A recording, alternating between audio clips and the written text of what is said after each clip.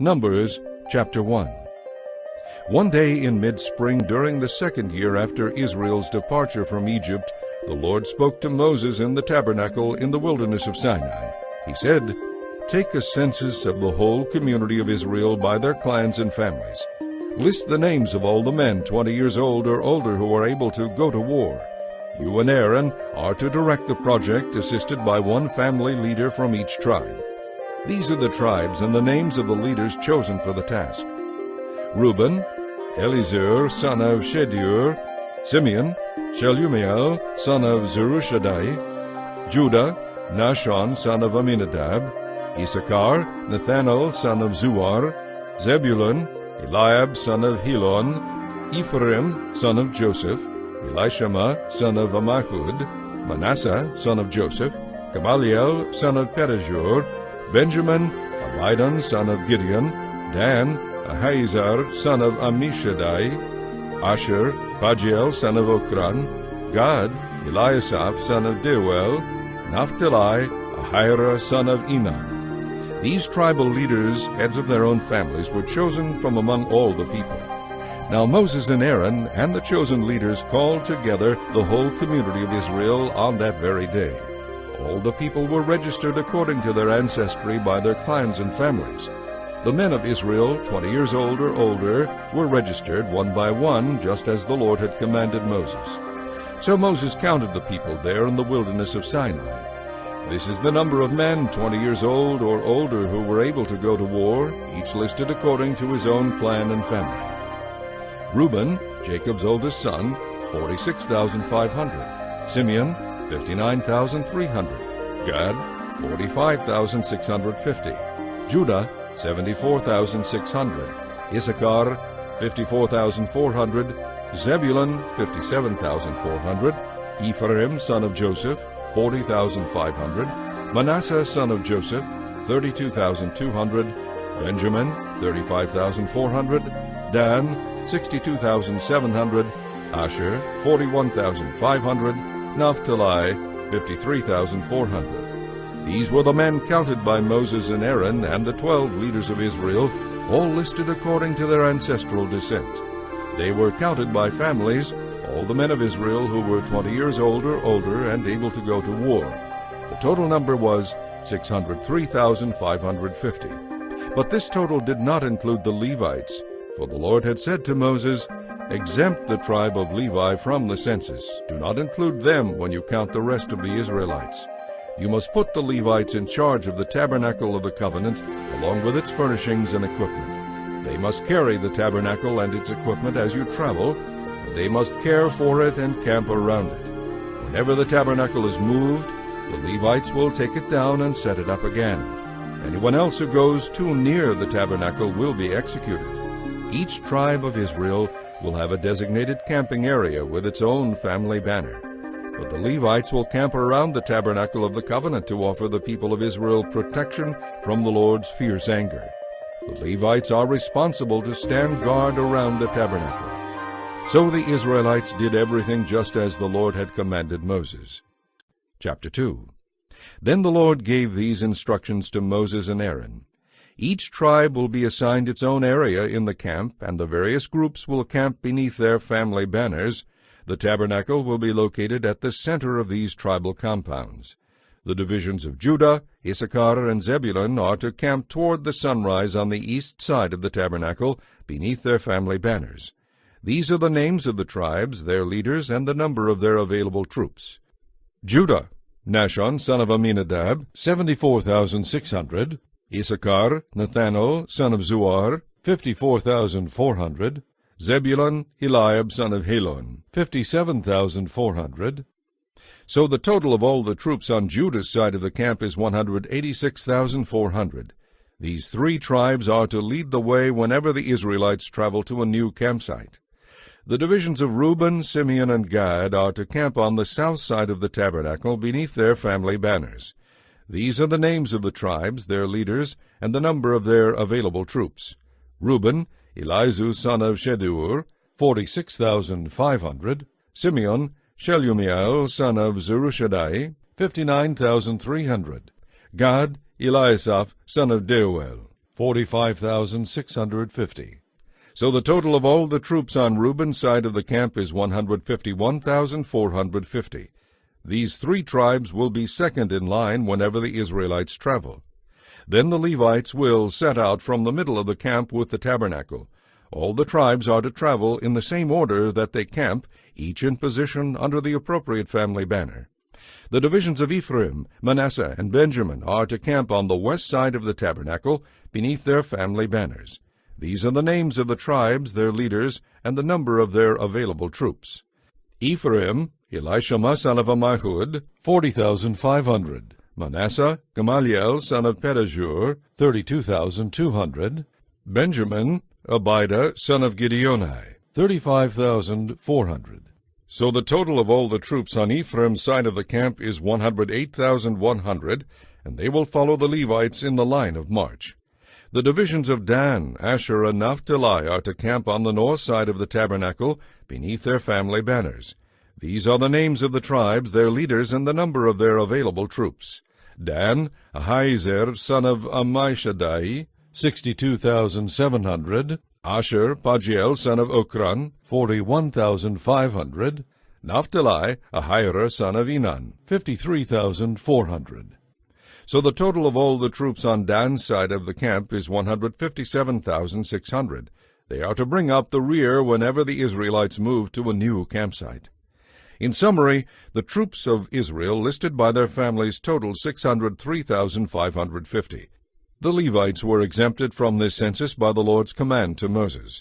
So the people of Israel did everything just as the Lord had commanded Moses. Each clan and family set up camp and marched under their banners exactly as the Lord had instructed them. Chapter 3. This is the family line of Aaron and Moses, as it was recorded when the Lord spoke to Moses on Mount Sinai. Aaron's sons were Nadab, the firstborn, Abihu, Eleazar, and Ithamar. They were anointed and set apart to minister as priests. But Nadab and Abihu died in the Lord's presence in the wilderness of Sinai, when they burned before the Lord a different kind of fire than had been commanded. Since they had no sons, this left only Eleazar and Ithamar to serve as priests with their father Aaron. Then the Lord said to Moses, "Call forward the tribe of Levi and present them to Aaron the priest as his assistants. They will serve Aaron and the whole community, performing their sacred duties in and around the tabernacle. They will also maintain all the furnishings of the sacred tent, serving in the tabernacle on behalf of all the Israelites. Assign the Levites to Aaron and his sons as their assistants. Appoint Aaron and his sons to carry out the duties of the priesthood. Anyone else who comes too near the sanctuary must be executed." And the Lord said to Moses, "I have chosen the Levites from among the Israelites as substitutes for all the firstborn sons of the people of Israel. The Levites are mine, because all the firstborn sons are mine. From the day I killed all the firstborn sons of the Egyptians, I set apart for myself all the firstborn in Israel of both men and animals. They are mine. I am the Lord." The Lord spoke again to Moses there in the wilderness of Sinai. He said, "Take a census of the tribe of Levi by its families and clans. Count every male who is 1 month old or older." So Moses counted them, just as the Lord had commanded. Levi had 3 sons who were named Gershon, Kohath, and Merari. The clans descended from Gershon were named for 2 of his descendants, Libni and Shimei. The clans descended from Kohath were named for 4 of his descendants, Amram, Ishar, Hebron, and Uzziel. The clans descended from Merari were named for 2 of his descendants, Malai and Mushai. These were the Levite clans listed according to their family groups. The descendants of Gershon were composed of the clans descended from Libni and Shimei. There were 7,500 males, 1 month old or older among these Gershonite clans. They were assigned the area to the west of the tabernacle for their camp. The leader of the Gershonite clans was Eliasaph, son of Lael. These 2 clans were responsible to care for the tent of the tabernacle with its layers of coverings, its entry curtains, the curtains of the courtyard that surrounded the tabernacle and altar, the curtain at the courtyard entrance, the cords, and all the equipment related to their use. The descendants of Kohath were composed of the clans descended from Amram, Ishar, Hebron, and Uzziel. There were 8,600 males 1 month old or older among these Kohathite clans. They were responsible for the care of the sanctuary. They were assigned the area south of the tabernacle for their camp. The leader of the Kohathite clans was Elisaphan, son of Uzziel. These 4 clans were responsible for the care of the ark, the table, the lampstand, the altars, the various utensils used in the sanctuary, the inner curtain, and all the equipment related to their use. Eleazar the priest, Aaron's son, was the chief administrator over all the Levites, with special responsibility for the oversight of the sanctuary. The descendants of Merari were composed of the clans descended from Malai and Mushai. There were 6,200 males 1 month old or older among these Merarite clans. They were assigned the area north of the tabernacle for their camp. The leader of the Merarite clans was Zuriel, son of Abihail. These 2 clans were responsible for the care of the frames supporting the tabernacle, the crossbars, the pillars, the bases, and all the equipment related to their use. They were also responsible for the posts of the courtyard and all their bases, pegs, and cords. The area in front of the tabernacle in the east toward the sunrise was reserved for the tents of Moses and of Aaron and his sons, who had the final responsibility for the sanctuary on behalf of the people of Israel. Anyone other than a priest or Levite who came too near the sanctuary was to be executed. So among the Levite clans counted by Moses and Aaron at the Lord's command, there were 22,000 males 1 month old or older. Then the Lord said to Moses, "Now count all the firstborn sons in Israel who are 1 month old or older, and register each name. The Levites will be reserved for me as substitutes for the firstborn sons of Israel. I am the Lord, and the Levites' livestock are mine as substitutes for the firstborn livestock of the whole nation of Israel." So Moses counted the firstborn sons of the people of Israel, just as the Lord had commanded. The total number of firstborn sons who were 1 month old or older was 22,273. Now the Lord said to Moses, "Take the Levites in place of the firstborn sons of the people of Israel, and take the livestock of the Levites as substitutes for the firstborn livestock of the people of Israel. The Levites will be mine. I am the Lord. To redeem the 273 firstborn sons of Israel, who are in excess of the number of Levites, collect 5 pieces of silver for each person, each piece weighing the same as the standard sanctuary shekel. Give the silver to Aaron and his sons as the redemption price for the extra firstborn sons." So Moses collected redemption money for the firstborn sons of Israel, who exceeded the number of Levites. The silver collected on behalf of these firstborn sons of Israel came to about 34 pounds in weight. And Moses gave the redemption money to Aaron and his sons, as the Lord had commanded. Chapter 4. Then the Lord said to Moses and Aaron, "Take a census of the clans and families of the Kohathite division of the Levite tribe. Count all the men between the ages of 30 and 50 who qualify to work in the tabernacle. The duties of the Kohathites at the tabernacle will relate to the most sacred objects. When the camp moves, Aaron and his sons must enter the tabernacle first to take down the inner curtain and cover the Ark of the Covenant with it. Then they must cover the inner curtain with fine goatskin leather, and the goatskin leather with a dark blue cloth. Finally, they must put the carrying poles of the ark in place. Next they must spread a blue cloth over the table where the bread of the presence is displayed, and place the dishes, spoons, bowls, cups, and the special bread on the cloth. They must spread a scarlet cloth over that, and finally a cover of fine goatskin leather on top of the scarlet cloth. Then they must insert the carrying poles into the table. Next they must cover the lampstand with a dark blue cloth along with its lamps, lamp snuffers, trays, and special jars of olive oil. The lampstand with its utensils must then be covered with fine goatskin leather, and the bundle must be placed on a carrying frame. Aaron and his sons must also spread a dark blue cloth over the gold altar, and cover this cloth with a covering of fine goatskin leather. Then they are to attach the carrying poles to the altar. All the remaining utensils of the sanctuary must be wrapped in a dark blue cloth covered with fine goatskin leather and placed on the carrying frame. The ashes must be removed from the altar, and the altar must then be covered with a purple cloth. All the altar utensils, the fire pans, hooks, shovels, basins, and all the containers are to be placed on the cloth, and a covering of fine goatskin leather must be spread over them. Finally, the carrying poles must be put in place. When Aaron and his sons have finished covering the sanctuary and all the sacred utensils, the Kohathites will come and carry these things to the next destination. But they must not touch the sacred objects, or they will die. So these are the objects of the tabernacle that the Kohathites must carry.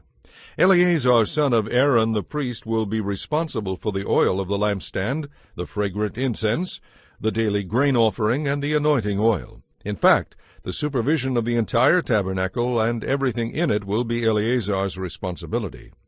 Then the Lord said to Moses and Aaron, "Don't let the Kohathite clans be destroyed from among the Levites. This is what you must do, so they will live and not die when they approach the most sacred objects. Aaron and his sons must always go in with them, and assign a specific duty or load to each person. Otherwise, they must not approach the sanctuary and look at the sacred objects for even a moment, or they will die." And the Lord said to Moses, "Take a census of the clans and families of the Gershonite division of the tribe of Levi. Count all the men between the ages of 30 and 50 who are eligible to serve in the tabernacle.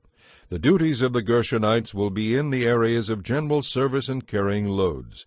They must carry the curtains of the tabernacle itself with its coverings, the outer covering of fine goatskin leather, and the curtain for the tabernacle entrance. They are also to carry the curtains for the courtyard walls that surround the tabernacle and altar, the curtain across the courtyard entrance, the necessary cords, and all the altar's accessories. The Gershonites are responsible for transporting all these items. Aaron and his sons will direct the Gershonites regarding their duties, whether it involves moving or doing other work. They must assign the Gershonites the loads they are to carry. So these are the duties assigned to the Gershonites at the tabernacle. They will be directly responsible to Ithamar, son of Aaron the priest. Now take a census of the clans and families of the Merarite division of the Levite tribes. Count all the men between the ages of 30 and 50 who are eligible to serve in the tabernacle. Their duties at the tabernacle will consist of carrying loads. They will be required to carry the frames of the tabernacle, the crossbars, the pillars with their bases, the posts for the courtyard walls with their bases, pegs, cords, and accessories, and everything else related to their use. You must assign the various loads to each man by name. So these are the duties of the Merarites at the tabernacle. They are directly responsible to Ithamar, son of Aaron the priest. So Moses, Aaron, and the other leaders of the community counted the Kohathite division by its clans and families. The count included all the men between 30 and 50 years of age, who were eligible for service in the tabernacle, and the total number came to 2,750. So this was the total of all those from the Kohathite clans who were eligible to serve at the tabernacle. Moses and Aaron counted them, just as the Lord had commanded through Moses. The Gershonite division was also counted by its clans and families. The count included all the men between 30 and 50 years of age who were eligible for service in the tabernacle, and the total number came to 2,630. So this was the total of all those from the Gershonite clans who were eligible to serve at the tabernacle. Moses and Aaron counted them just as the Lord had commanded. The Merarite division was also counted by its clans and families. The count included all the men between 30 and 50 years of age who were eligible for service in the tabernacle, and the total number came to 3,200. So this was the total of all those from the Merarite clans who were eligible for service. Moses and Aaron counted them, just as the Lord had commanded through Moses. So Moses, Aaron, and the leaders of Israel counted all the Levites by their clans and families, all the men between 30 and 50 years of age who were eligible for service in the tabernacle and for its transportation numbered 8,580. Each man was assigned his task and told what to carry, just as the Lord had commanded through Moses. And so the census was completed, just as the Lord had commanded Moses. Chapter 5. The Lord gave these instructions to Moses. Command the people of Israel to remove anyone from the camp who has a contagious skin disease, or a discharge, or who has been defiled by touching a dead person. This applies to men and women alike. Remove them so they will not defile the camp where I live among you. So the Israelites did just as the Lord had commanded Moses, and removed such people from the camp. Then the Lord said to Moses, "Give these instructions to the people of Israel. If any of the people, men or women, betray the Lord by doing wrong to another person, they are guilty. They must confess their sin and make full restitution for what they have done, adding a penalty of 20% and returning it to the person who was wronged.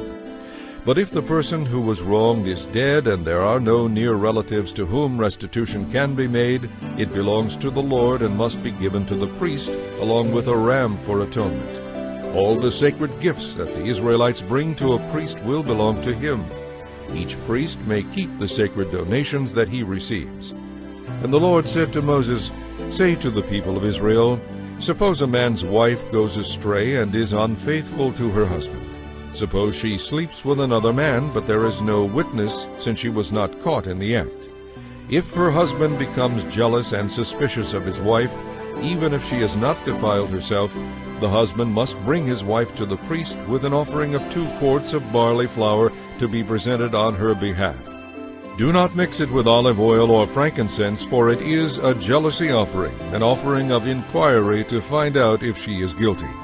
The priest must then present her before the Lord. He must take some holy water in a clay jar and mix it with dust from the tabernacle floor. When he has presented her before the Lord, he must unbind her hair and place the offering of inquiry, the jealousy offering, in her hands to determine whether or not her husband's suspicions are justified.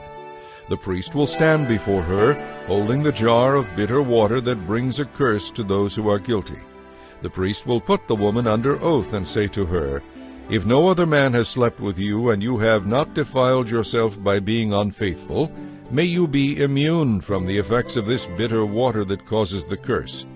But if you have gone astray while under your husband's authority, and defiled yourself by sleeping with another man," at this point the priest must put the woman under this oath, "then may the people see that the Lord's curse is upon you when he makes you infertile. Now may this water that brings the curse enter your body and make you infertile." And the woman will be required to say, "Yes, let it be so." Then the priest will write these curses on a piece of leather and wash them off in the bitter water. He will then make the woman drink the bitter water so it may bring on the curse and cause bitter suffering in cases of guilt. Then the priest will take the jealousy offering from the woman's hand, lift it up before the Lord, and carry it to the altar. He will take a handful as a token portion and burn it on the altar. Then he will require the woman to drink the water. If she has defiled herself by being unfaithful to her husband, the water that brings the curse will cause bitter suffering. She will become infertile, and her name will become a curse word among her people. But if she has not defiled herself and is pure, she will be unharmed and will still be able to have children. This is the ritual law for dealing with jealousy. If a woman defiles herself by being unfaithful to her husband, or if a man is overcome with jealousy and suspicion that his wife has been unfaithful, the husband must present his wife before the Lord, and the priest will apply this entire ritual law to her. The husband will be innocent of any guilt in this matter, but his wife will be held accountable for her sin. Chapter 6. Then the Lord said to Moses, "Speak to the people of Israel and give them these instructions. If some of the people, either men or women, take the special vow of a Nazirite, setting themselves apart to the Lord in a special way, they must give up wine and other alcoholic drinks. They must not use vinegar made from wine, they must not drink other fermented drinks or fresh grape juice, and they may not eat grapes or raisins. As long as they are bound by their Nazirite vow, they are not allowed to eat or drink anything that comes from a grapevine, not even the grape seeds or skins. They must never cut their hair throughout the time of their vow, for they are holy and set apart to the Lord. That is why they must let their hair grow long. And they may not go near a dead body during the entire period of their vow to the Lord, even if their own father, mother, brother, or sister has died. They must not defile the hair on their head, because it is the symbol of their separation to God. This applies as long as they are set apart to the Lord. If their hair is defiled because someone suddenly falls dead beside them, they must wait for 7 days and then shave their heads. Then they will be cleansed from their defilement. On the 8th day they must bring 2 turtle doves or 2 young pigeons to the priest at the entrance of the tabernacle. The priest will offer one of the birds for a sin offering, and the other for a burnt offering. In this way he will make atonement for the guilt they incurred from the dead body. Then they must renew their vow that day, and let their hair begin to grow again. The days of their vow that were completed before their defilement no longer count. They must rededicate themselves to the Lord for the full term of their vow, and each must bring a 1-year-old male lamb for a guilt offering. This is the ritual law of the Nazirites. At the conclusion of their time of separation as Nazirites, they must each go to the entrance of the tabernacle and offer these sacrifices to the Lord: a 1-year-old male lamb without defect for a burnt offering, a 1-year-old female lamb without defect for a sin offering, a ram without defect for a peace offering, a basket of bread made without yeast, cakes of choice flour mixed with olive oil and wafers spread with olive oil, along with their prescribed grain offerings and drink offerings. The priest will present these offerings before the Lord, first the sin offering and the burnt offering, then the ram for a peace offering, along with the basket of bread made without yeast. The priest must also make the prescribed grain offering and drink offering. Then the Nazirites will shave their hair at the entrance of the tabernacle and put it on the fire beneath the peace offering sacrifice. After each Nazirite's head has been shaved, the priest will take for each of them the boiled shoulder of the ram, 1 cake made without yeast, and 1 wafer made without yeast, and put them all into the Nazirite's hands. The priest will then lift the gifts up before the Lord in a gesture of offering. These are holy portions for the priest, along with the breast and thigh pieces that were lifted up before the Lord. After this ceremony, the Nazirites may again drink wine. This is the ritual law of the Nazirites. If any Nazirites have vowed to give the Lord anything else beyond what is required by their normal Nazirite vow, they must fulfill their special vow exactly as they have promised. Then the Lord said to Moses, "Instruct Aaron and his sons to bless the people of Israel with this special blessing. May the Lord bless you and protect you. May the Lord smile on you and be gracious to you. May the Lord show you his favor and give you his peace." This is how Aaron and his sons will designate the Israelites as my people, and I myself will bless them. Chapter 7.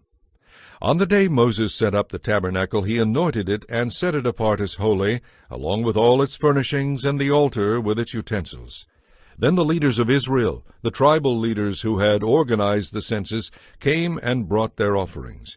Together they brought 6 carts and 12 oxen. There was a cart for every 2 leaders, and an ox for each leader. They presented these to the Lord in front of the tabernacle. Then the Lord said to Moses, "Receive their gifts, and use these oxen and carts for the work of the tabernacle. Distribute them among the Levites according to the work they have to do."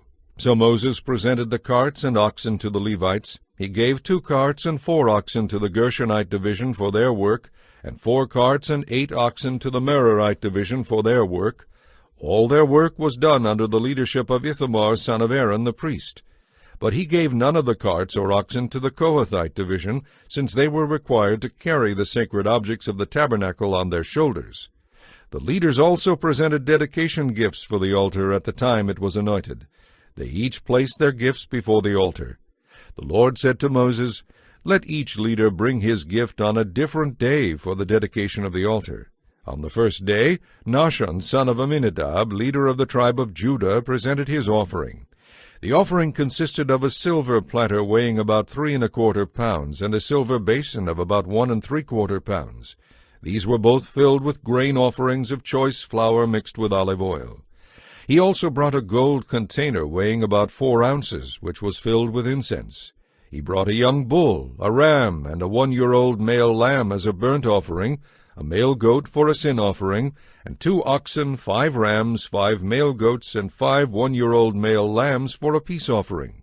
This was the offering brought by Nahshon, son of Amminadab. On the second day, Nathanael, son of Zuar, leader of the tribe of Issachar, presented his offering. The offering consisted of a silver platter weighing about 3¼ pounds, and a silver basin of about 1¾ pounds. These were both filled with grain offerings of choice flour mixed with olive oil. He also brought a gold container weighing about 4 ounces, which was filled with incense. He brought a young bull, a ram, and a 1-year-old male lamb as a burnt offering, a male goat for a sin offering, and 2 oxen, 5 rams, 5 male goats, and 5 1-year-old male lambs for a peace offering. This was the offering brought by Nathanael, son of Zuar. On the 3rd day Eliab, son of Helon, leader of the tribe of Zebulun, presented his offering.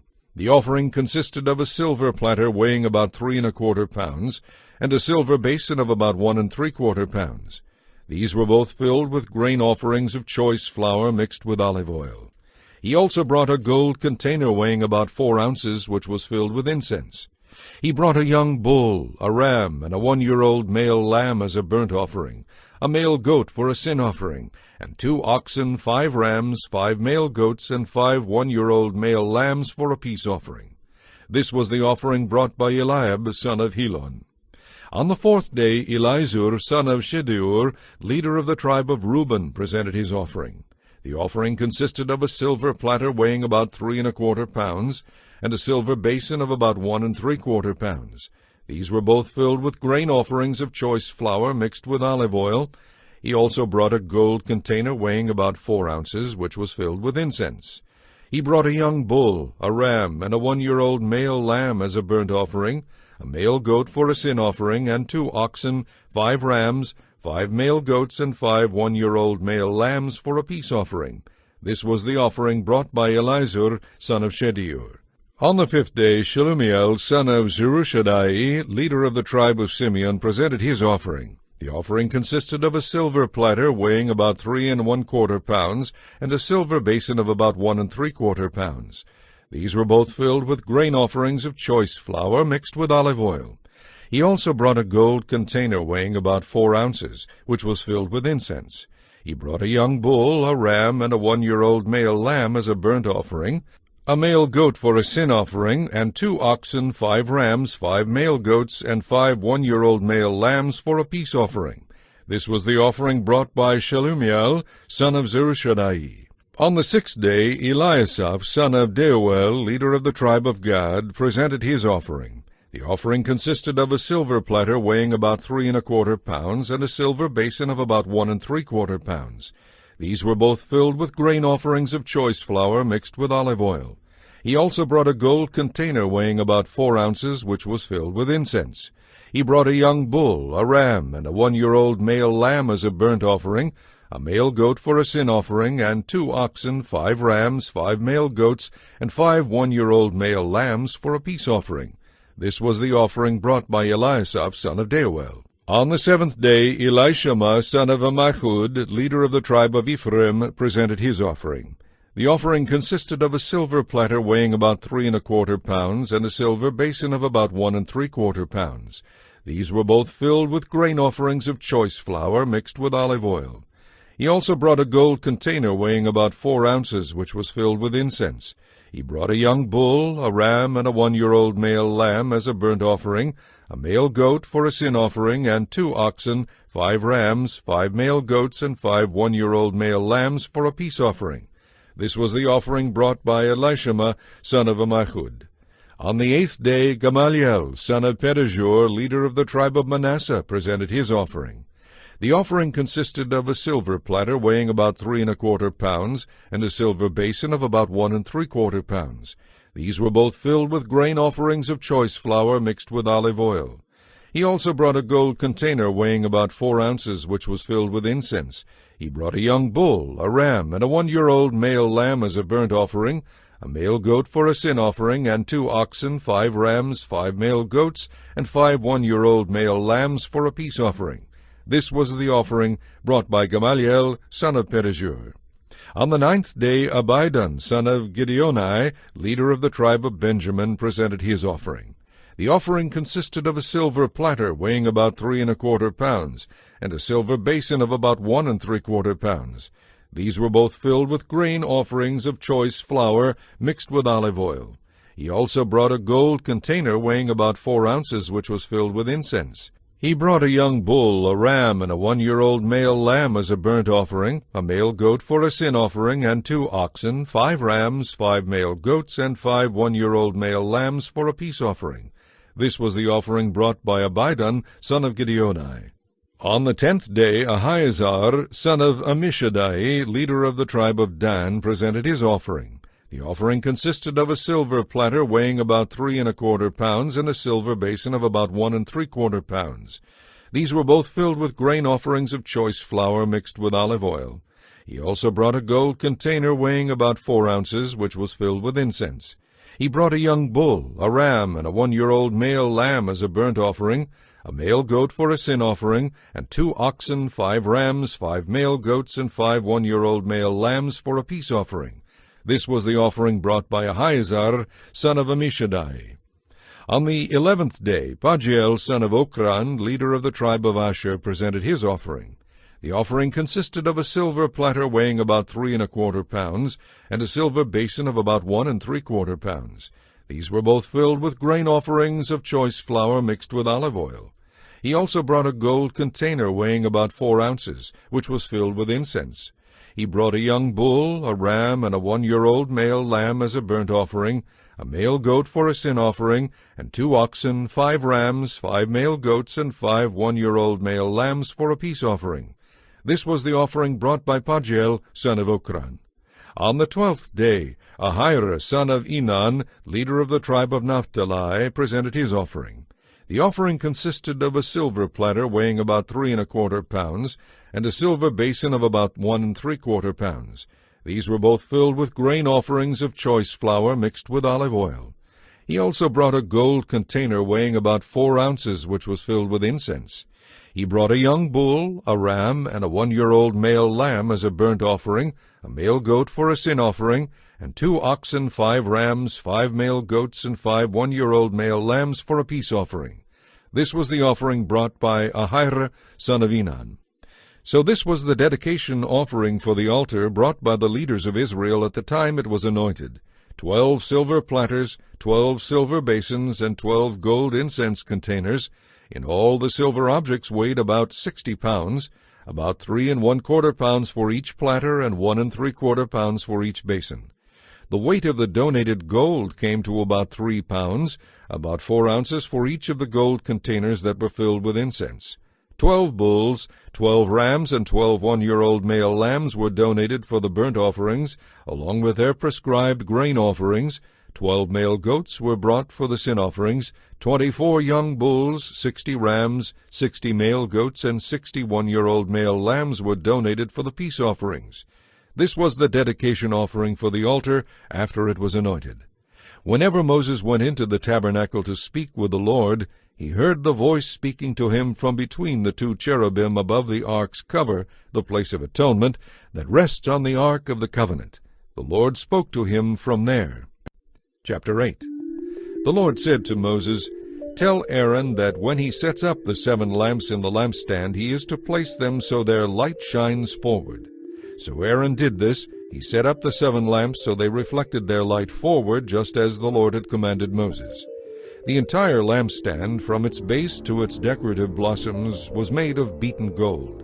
It was built according to the exact design the Lord had shown Moses. Then the Lord said to Moses, "Now set the Levites apart from the rest of the people of Israel and make them ceremonially clean. Do this by sprinkling them with the water of purification, and have them shave their entire body and wash their clothing.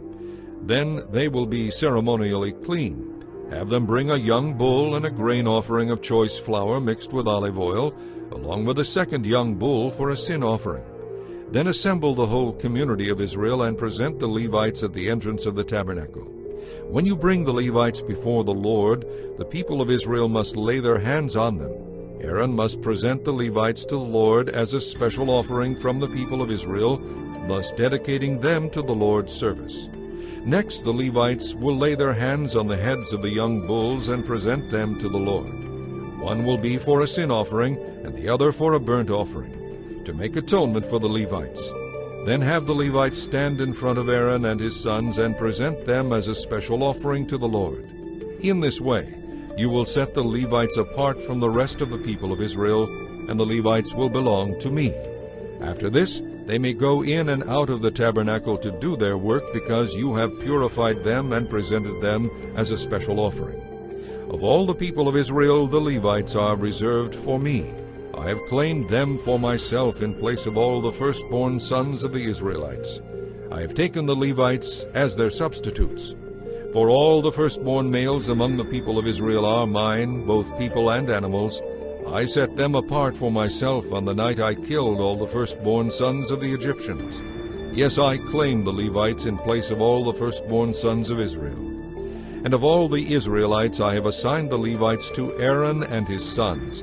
They will serve in the tabernacle on behalf of the Israelites, and make atonement for them, so no plague will strike them when they approach the sanctuary.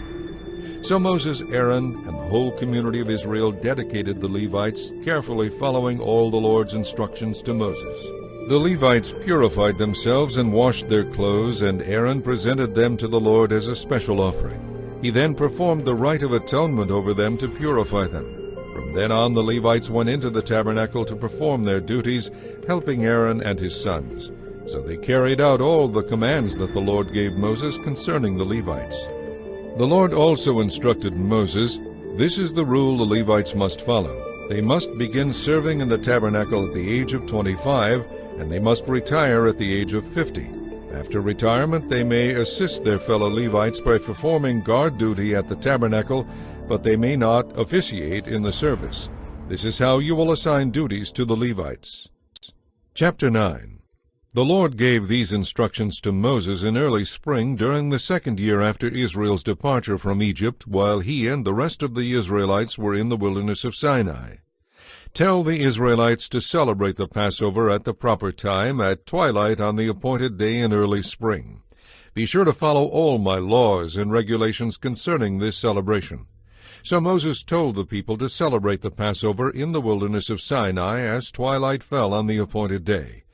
And they celebrated the festival there, just as the Lord had commanded Moses, but some of the men had been ceremonially defiled by touching a dead person, so they could not offer their Passover lambs that day. So they came to Moses and Aaron that day and said, "We have become ceremonially unclean by touching a dead person. But why should we be excluded from presenting the Lord's offering at the proper time with the rest of the Israelites?" Moses answered, "Wait here until I have received instructions for you from the Lord." This was the Lord's reply. "Say to the Israelites, if any of the people now or in future generations are ceremonially unclean at Passover time because of touching a dead body, or if they are on a journey and cannot be present at the ceremony, they may still celebrate the Lord's Passover. They must offer the Passover sacrifice 1 month later, at twilight on the appointed day. They must eat the lamb at that time with bitter herbs and bread made without yeast. They must not leave any of the lamb until the next morning, and they must not break any of its bones. They must follow all the normal regulations concerning the Passover. But those who are ceremonially clean and not away on a trip yet still refuse to celebrate the Passover at the regular time will be cut off from the community of Israel for failing to present the Lord's offering at the proper time. They will suffer the consequences of their guilt. And if foreigners living among you want to celebrate the Passover to the Lord, they must follow these same laws and regulations. The same laws apply both to you and to the foreigners living among you. The tabernacle was set up, and on that day the cloud covered it. Then from evening until morning the cloud over the tabernacle appeared to be a pillar of fire. This was the regular pattern. At night the cloud changed to the appearance of fire. When the cloud lifted from over the sacred tent, the people of Israel followed it, and wherever the cloud settled, the people of Israel camped. In this way they traveled at the Lord's command and stopped wherever he told them to. Then they remained where they were as long as the cloud stayed over the tabernacle. If the cloud remained over the tabernacle for a long time, the Israelites stayed for a long time, just as the Lord commanded. Sometimes the cloud would stay over the tabernacle for only a few days, so the people would stay for only a few days. Then at the Lord's command they would break camp. Sometimes the cloud stayed only overnight and moved on the next morning. But day or night, when the cloud lifted, the people broke camp and followed. Whether the cloud stayed above the tabernacle for 2 days, a month, or a year, the people of Israel stayed in camp and did not move on. But as soon as it lifted, they broke camp and moved on. So they camped or traveled at the Lord's command, and they did whatever the Lord told them through Moses. Chapter 10. Now the Lord said to Moses, Make 2 trumpets of beaten silver to be used for summoning the people to assemble, and for signaling the breaking of camp. When both trumpets are blown, the people will know that they are to gather before you at the entrance of the tabernacle. But if only one is blown, then only the leaders of the tribes of Israel will come to you. When you sound the signal to move on, the tribes on the east side of the tabernacle will break camp and move forward. When you sound the signal a second time, the tribes on the south will follow. You must sound short blasts to signal moving on. But when you call the people to an assembly, blow the trumpets using a different signal. Only the priests, Aaron's descendants, are allowed to blow the trumpets. This is a permanent law to be followed from generation to generation. When you arrive in your own land and go to war against your enemies, you must sound the alarm with these trumpets, so the Lord your God will remember you and rescue you from your enemies. Blow the trumpets in times of gladness too, sounding them at your annual festivals, and at the beginning of each month, to rejoice over your burnt offerings and peace offerings. The trumpets will remind the Lord your God of his covenant with you. I am the Lord your God. One day in mid-spring, during the 2nd year after Israel's departure from Egypt, the cloud lifted from the tabernacle of the covenant. So the Israelites set out from the wilderness of Sinai and traveled on in stages until the cloud stopped in the wilderness of Paran. When the time to move arrived, the Lord gave the order through Moses. The tribes that camped with Judah headed the march with their banner under the leadership of Nahshon, son of Amminadab. The tribe of Issachar was led by Nathanael, son of Zuar. The tribe of Zebulun was led by Eliab, son of Helon. Then the tabernacle was taken down, and the Gershonite and Merarite divisions of the Levites were next in the line of march, carrying the tabernacle with them. Then the tribes that camped with Reuben set out with their banner, under the leadership of Elizur, son of Shedeur. The tribe of Simeon was led by Shelumiel, son of Zerushadai. The tribe of Gad was led by Eliasaph, son of Deuel. Next came the Kohathite division of the Levites, carrying the sacred objects from the tabernacle. When they arrived at the next camp, the tabernacle would already be set up at its new location. Then the tribes that camped with Ephraim set out with their banner under the leadership of Elishama, son of Ammihud. The tribe of Manasseh was led by Gamaliel, son of Pedahzur. The tribe of Benjamin was led by Abidan, son of Gideoni. Last of all, the tribes that camped with Dan set out under their banner. They served as the rear guard for all the tribal camps. The tribe of Dan headed this group under the leadership of Ahiezer, son of Ammishaddai. The tribe of Asher was led by Pagiel, son of Okran. The tribe of Naphtali was led by Ahira, son of Enan. This was the order in which the tribes marched, division by division.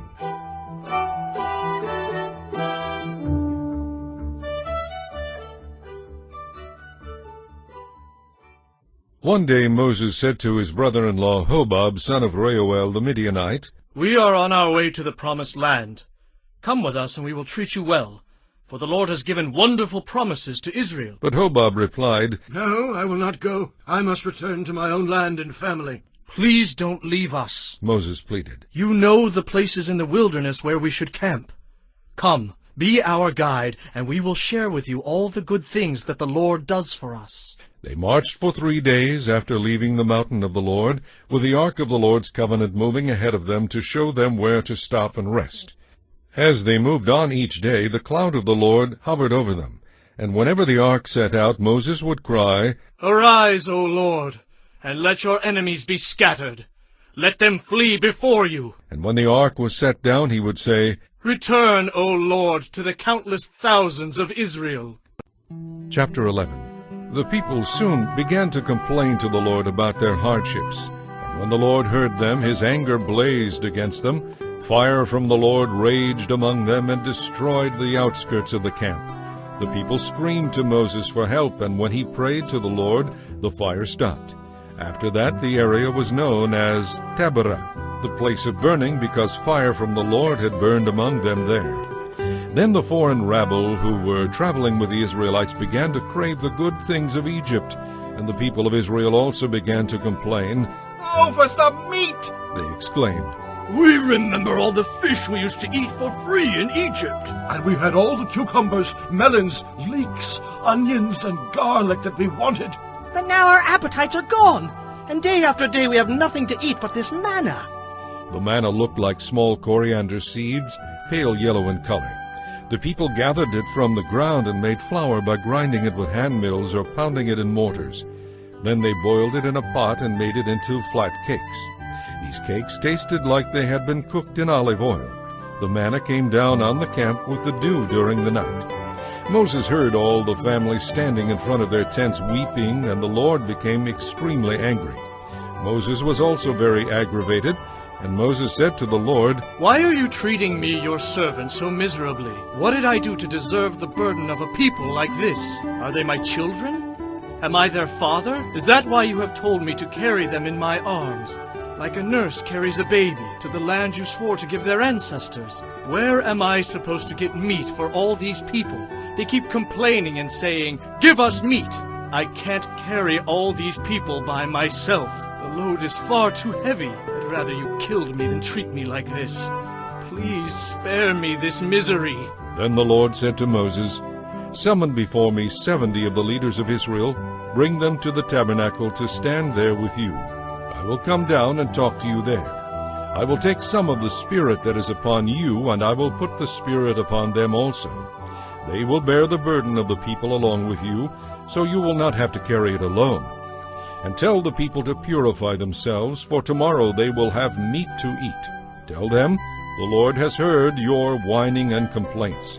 If only we had meat to eat, surely we were better off in Egypt.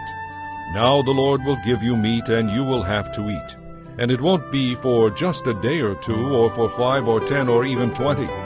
You will eat it for a whole month until you gag and are sick of it. For you have rejected the Lord who is here among you, and you have complained to him, Why did we ever leave Egypt? But Moses said, There are 600,000 foot soldiers here with me, and yet you promised them meat for a whole month. Even if we butchered all our flocks and herds, would that satisfy them? Even if we caught all the fish in the sea, would that be enough? Then the Lord said to Moses, Is there any limit to my power? Now you will see whether or not my word comes true. So Moses went out and reported the Lord's words to the people. Then he gathered the 70 leaders and stationed them around the tabernacle. And the Lord came down in the cloud and spoke to Moses. He took some of the Spirit that was upon Moses and put it upon the 70 leaders. They prophesied as the Spirit rested upon them, but that was the only time this happened. 2 men, Eldad and Medad, were still in the camp when the Spirit rested upon them. They were listed among the leaders, but had not gone out to the tabernacle, so they prophesied there in the camp. A young man ran and reported to Moses, Eldad and Medad are prophesying in the camp. Joshua son of Nun, who had been Moses' personal assistant since his youth, protested, Moses, my master, make them stop. But Moses replied, Are you jealous for my sake? I wish that all the Lord's people were prophets, and that the Lord would put his Spirit upon them all. Then Moses returned to the camp with the leaders of Israel. Now the Lord sent a wind that brought quail from the sea and let them fall into the camp and all around it. For many miles in every direction from the camp there were quail flying about 3 feet above the ground. So the people went out and caught quail all that day and throughout the night, and all the next day too. No one gathered less than 50 bushels. They spread the quail out all over the camp. But while they were still eating the meat, the anger of the Lord blazed against the people, and he caused a severe plague to break out among them. So that place was called Kibroth Hattaavah, the graves of craving, because they buried the people there who had craved meat from Egypt. From there the Israelites traveled to Hazeroth, where they stayed for some time. Chapter 12. While they were at Hazeroth, Miriam and Aaron criticized Moses because he had married a Cushite woman. They said, Has the Lord spoken only through Moses? Hasn't he spoken through us too? But the Lord heard them. Now Moses was more humble than any other person on earth. So immediately the Lord called to Moses, Aaron, and Miriam, and said, Go out to the tabernacle, all 3 of you. And the 3 of them went out. Then the Lord descended in the pillar of cloud and stood at the entrance of the tabernacle. Aaron and Miriam, he called, and they stepped forward. And the Lord said to them, Now listen to me. Even with prophets, I, the Lord, communicate by visions and dreams. But that is not how I communicate with my servant Moses. He is entrusted with my entire house. I speak to him face to face directly and not in riddles. He sees the Lord as he is. Should you not be afraid to criticize him? The Lord was furious with them, and he departed. As the cloud moved from above the tabernacle, Miriam suddenly became white as snow with leprosy. When Aaron saw what had happened, he cried out to Moses, "Oh, my Lord, please don't punish us for this sin we have so foolishly committed. Don't let her be like a stillborn baby, already decayed at birth." So Moses cried out to the Lord, Heal her, O God, I beg you. And the Lord said to Moses, If her father had spit in her face, wouldn't she have been defiled for 7 days? Banish her from the camp for 7 days, and after that she may return. So Miriam was excluded from the camp for 7 days, and the people waited until she was brought back before they traveled again. Then they left Hazeroth and camped in the wilderness of Paran. Chapter 13. The Lord now said to Moses, Send men to explore the land of Canaan, the land I am giving to Israel. Send 1 leader from each of the 12 ancestral tribes. So Moses did as the Lord commanded him. He sent out 12 men, all tribal leaders of Israel, from their camp in the wilderness of Paran. These were the tribes and the names of the leaders: Reuben, Shammua son of Zakur; Simeon, Shaphat son of Hori; Judah, Caleb son of Jephunneh; Issachar, Igal son of Joseph; Ephraim, Hoshea son of Nun; Benjamin, Paltai son of Raphu; Zebulun, Gadiel son of Sodai; Manasseh son of Joseph; Gadai son of Susai; Dan, Amiel son of Gamalai; Asher, Sethur son of Michael; Naphtali, Nabai son of Vophsai; Gad, Geuel son of Machai. These are the names of the men Moses sent to explore the land. By this time Moses had changed Hoshea's name to Joshua. Moses gave the men these instructions as he sent them out to explore the land. Go northward through the Negev into the hill country. See what the land is like and find out whether the people living there are strong or weak, few or many. What kind of land do they live in? Is it good or bad? Do their towns have walls or are they unprotected? How is the soil? Is it fertile or poor? Are there many trees? Enter the land boldly and bring back samples of the crops you see. It happened to be the season for harvesting the first ripe grapes. So they went up and explored the land from the wilderness of Zin as far as Rehob, near Lebo-Hamath. Going northward, they passed first through the Negev and arrived at Hebron, where Ahiman, Sheshai, and Talmai, all descendants of Anak, lived. The ancient town of Hebron was founded 7 years before the Egyptian city of Zoan. When they came to what is now known as the Valley of Eshcol, they cut down a cluster of grapes so large that it took 2 of them to carry it on a pole between them. They also took samples of the pomegranates and figs. At that time, the Israelites renamed the valley Eshcol, cluster, because of the cluster of grapes they had cut there. After exploring the land for 40 days, the men returned to Moses, Aaron, and the people of Israel at Kadesh in the wilderness of Paran. They reported to the whole community what they had seen and showed them the fruit they had taken from the land. This was their report to Moses. We arrived in the land you sent us to see, and it is indeed a magnificent country, a land flowing with milk and honey. Here is some of its fruit as proof. But the people living there are powerful, and their cities and towns are fortified and very large. We also saw the descendants of Anak, who were living there. The Amalekites live in the Negev, and the Hittites, Jebusites, and Amorites live in the hill country. The Canaanites live along the coast of the Mediterranean Sea, and along the Jordan Valley. But Caleb tried to encourage the people as they stood before Moses. Let's go at once to take the land, He said. we can certainly conquer it. But the other men who had explored the land with him answered, We can't go up against them. They are stronger than we are. So they spread discouraging reports about the land among the Israelites. The land we explored will swallow up any who go to live there. All the people we saw were huge. We even saw giants there, the descendants of Anak. We felt like grasshoppers next to them, and that's what we looked like to them. Chapter 14. Then all the people began weeping aloud, and they cried all night. Their voices rose in a great chorus of complaint against Moses and Aaron. We wish we had died in Egypt, or even here in the wilderness. They wailed, Why is the Lord taking us to this country only to have us die in battle? Our wives and little ones will be carried off as slaves. Let's get out of here and return to Egypt. Then they plotted among themselves. Let's choose a leader and go back to Egypt. Then Moses and Aaron fell face down on the ground before the people of Israel. Two of the men who had explored the land, Joshua son of Nun and Caleb son of Jephunneh, tore their clothing. They said to the community of Israel, The land we explored is a wonderful land, and if the Lord is pleased with us, he will bring us safely into that land and give it to us. It is a rich land flowing with milk and honey, and he will give it to us. Do not rebel against the Lord, and don't be afraid of the people of the land.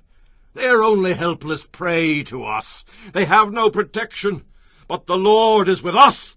Don't be afraid of them. But the whole community began to talk about stoning Joshua and Caleb. Then the glorious presence of the Lord appeared to all the Israelites from above the tabernacle. And the Lord said to Moses, How long will these people reject me? Will they never believe me, even after all the miraculous signs I have done among them? I will disown them and destroy them with a plague. Then I will make you into a nation far greater and mightier than they are. But what will the Egyptians think when they hear about it? Moses pleaded with the Lord. They know full well the power you displayed in rescuing these people from Egypt.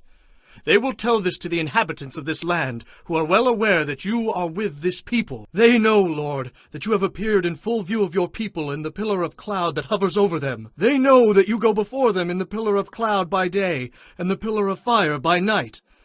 Now if you slaughter all these people, the nations that have heard of your fame will say, The Lord was not able to bring them into the land he swore to give them, so he killed them in the wilderness. Please, Lord, prove that your power is as great as you have claimed it to be.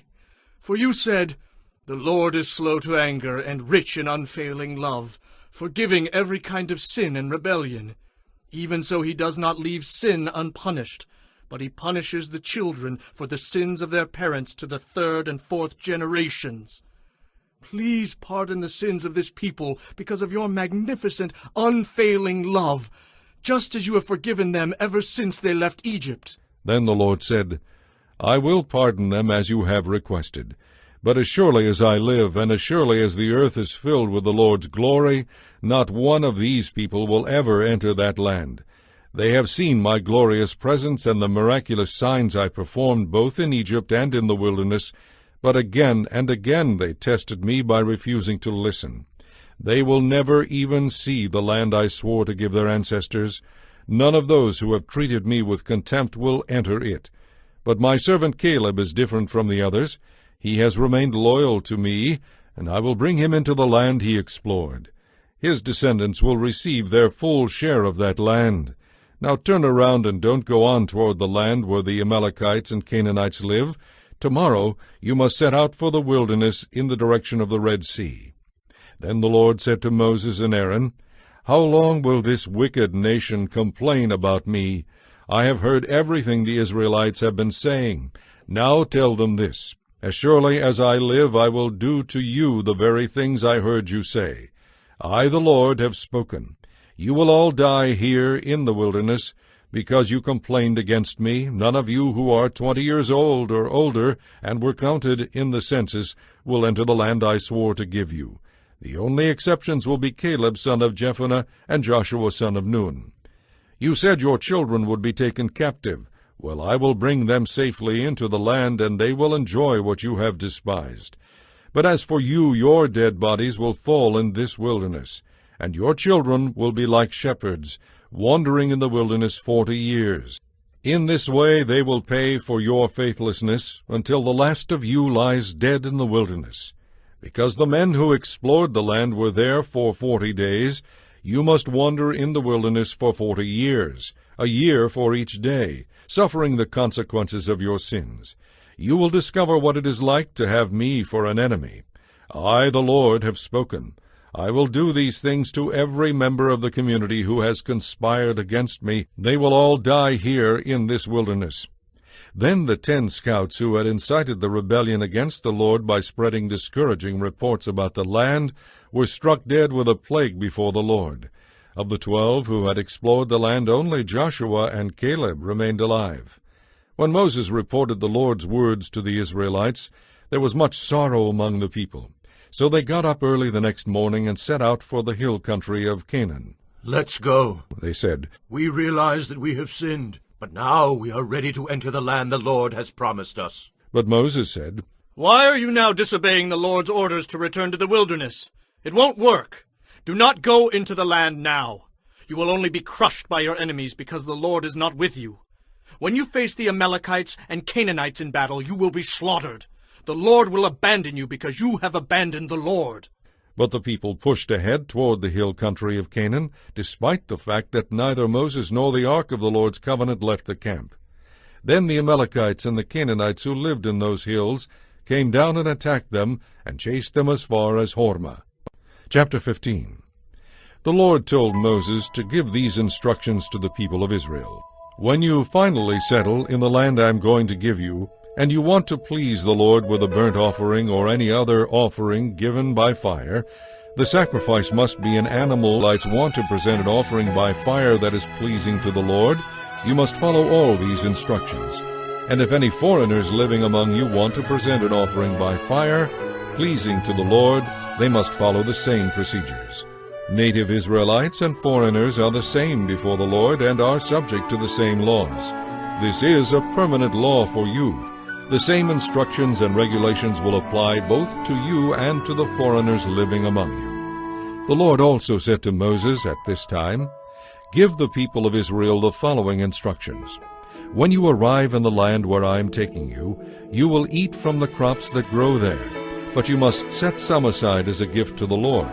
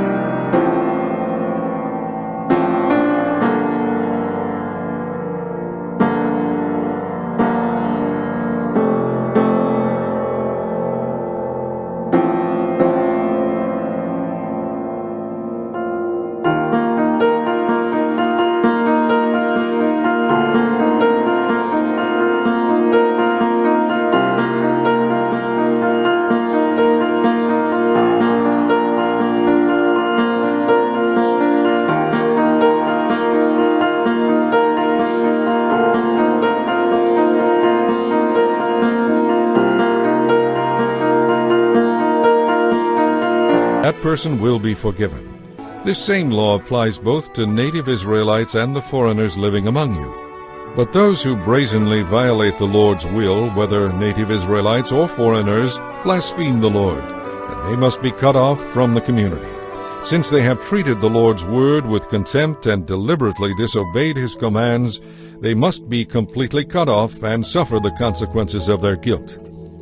One day while the people of Israel were in the wilderness, they caught a man gathering wood on the Sabbath day. He was apprehended and taken before Moses, Aaron, and the rest of the community. They held him in custody because they did not know what to do with him. Then the Lord said to Moses, "The man must be put to death. The whole community must stone him outside the camp." So the whole community took the man outside the camp and stoned him to death, just as the Lord had commanded Moses. And the Lord said to Moses, "Say to the people of Israel, throughout the generations to come you must make tassels for the hems of your clothing and attach the tassels at each corner with a blue cord.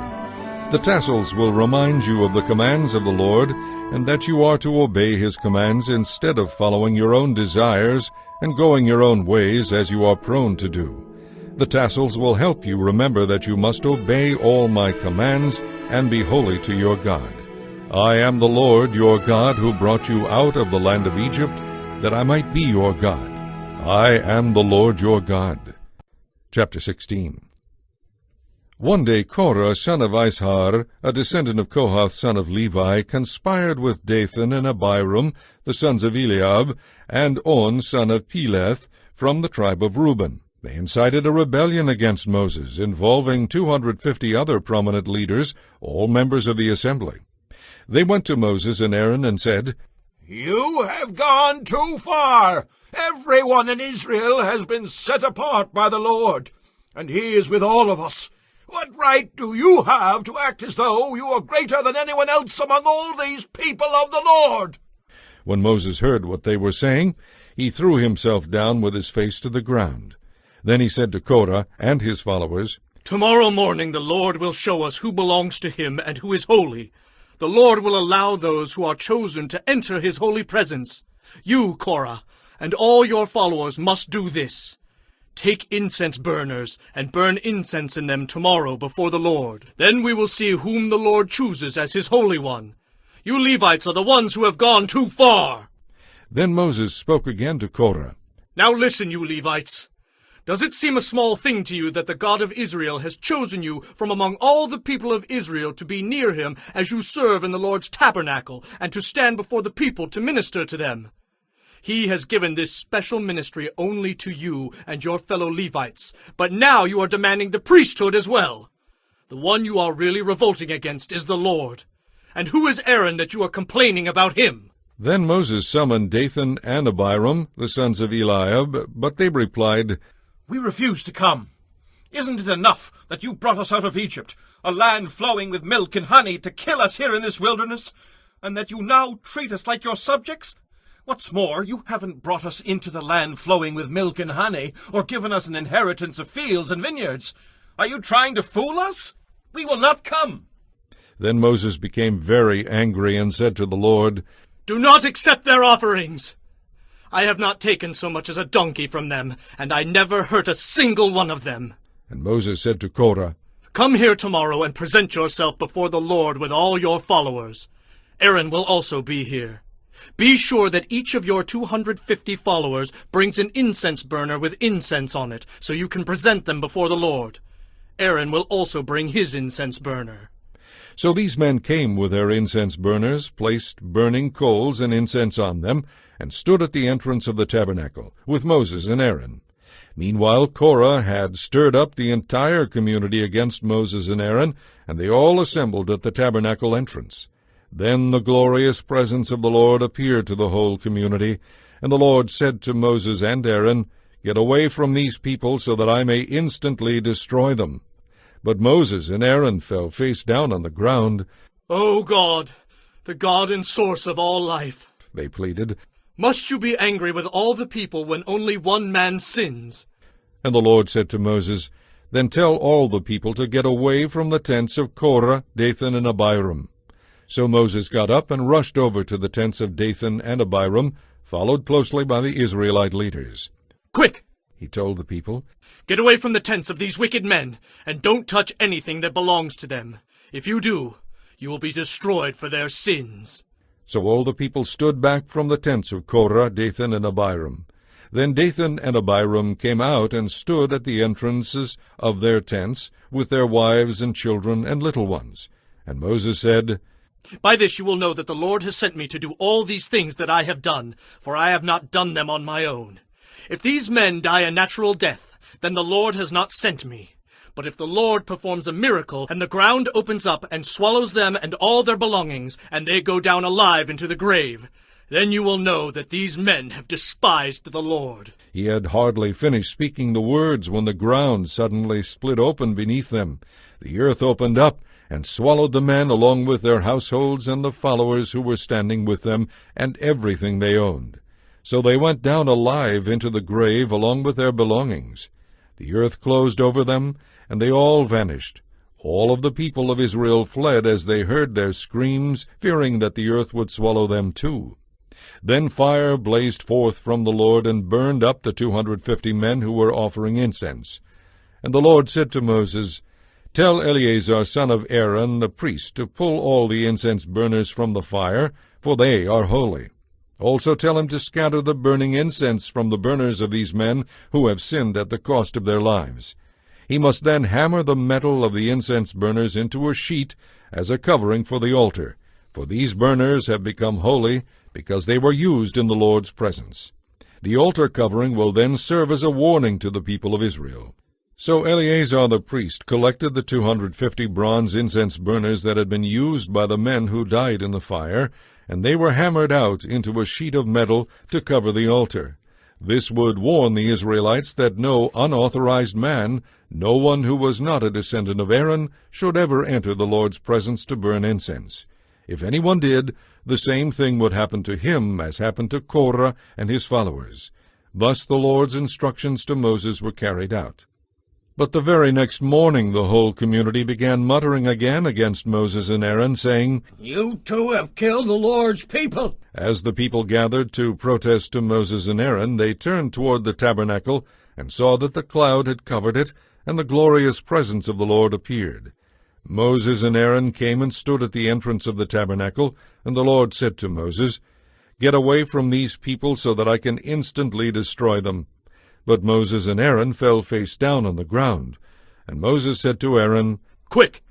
Take an incense burner and place burning coals on it from the altar.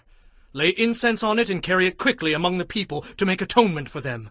The Lord's anger is blazing among them.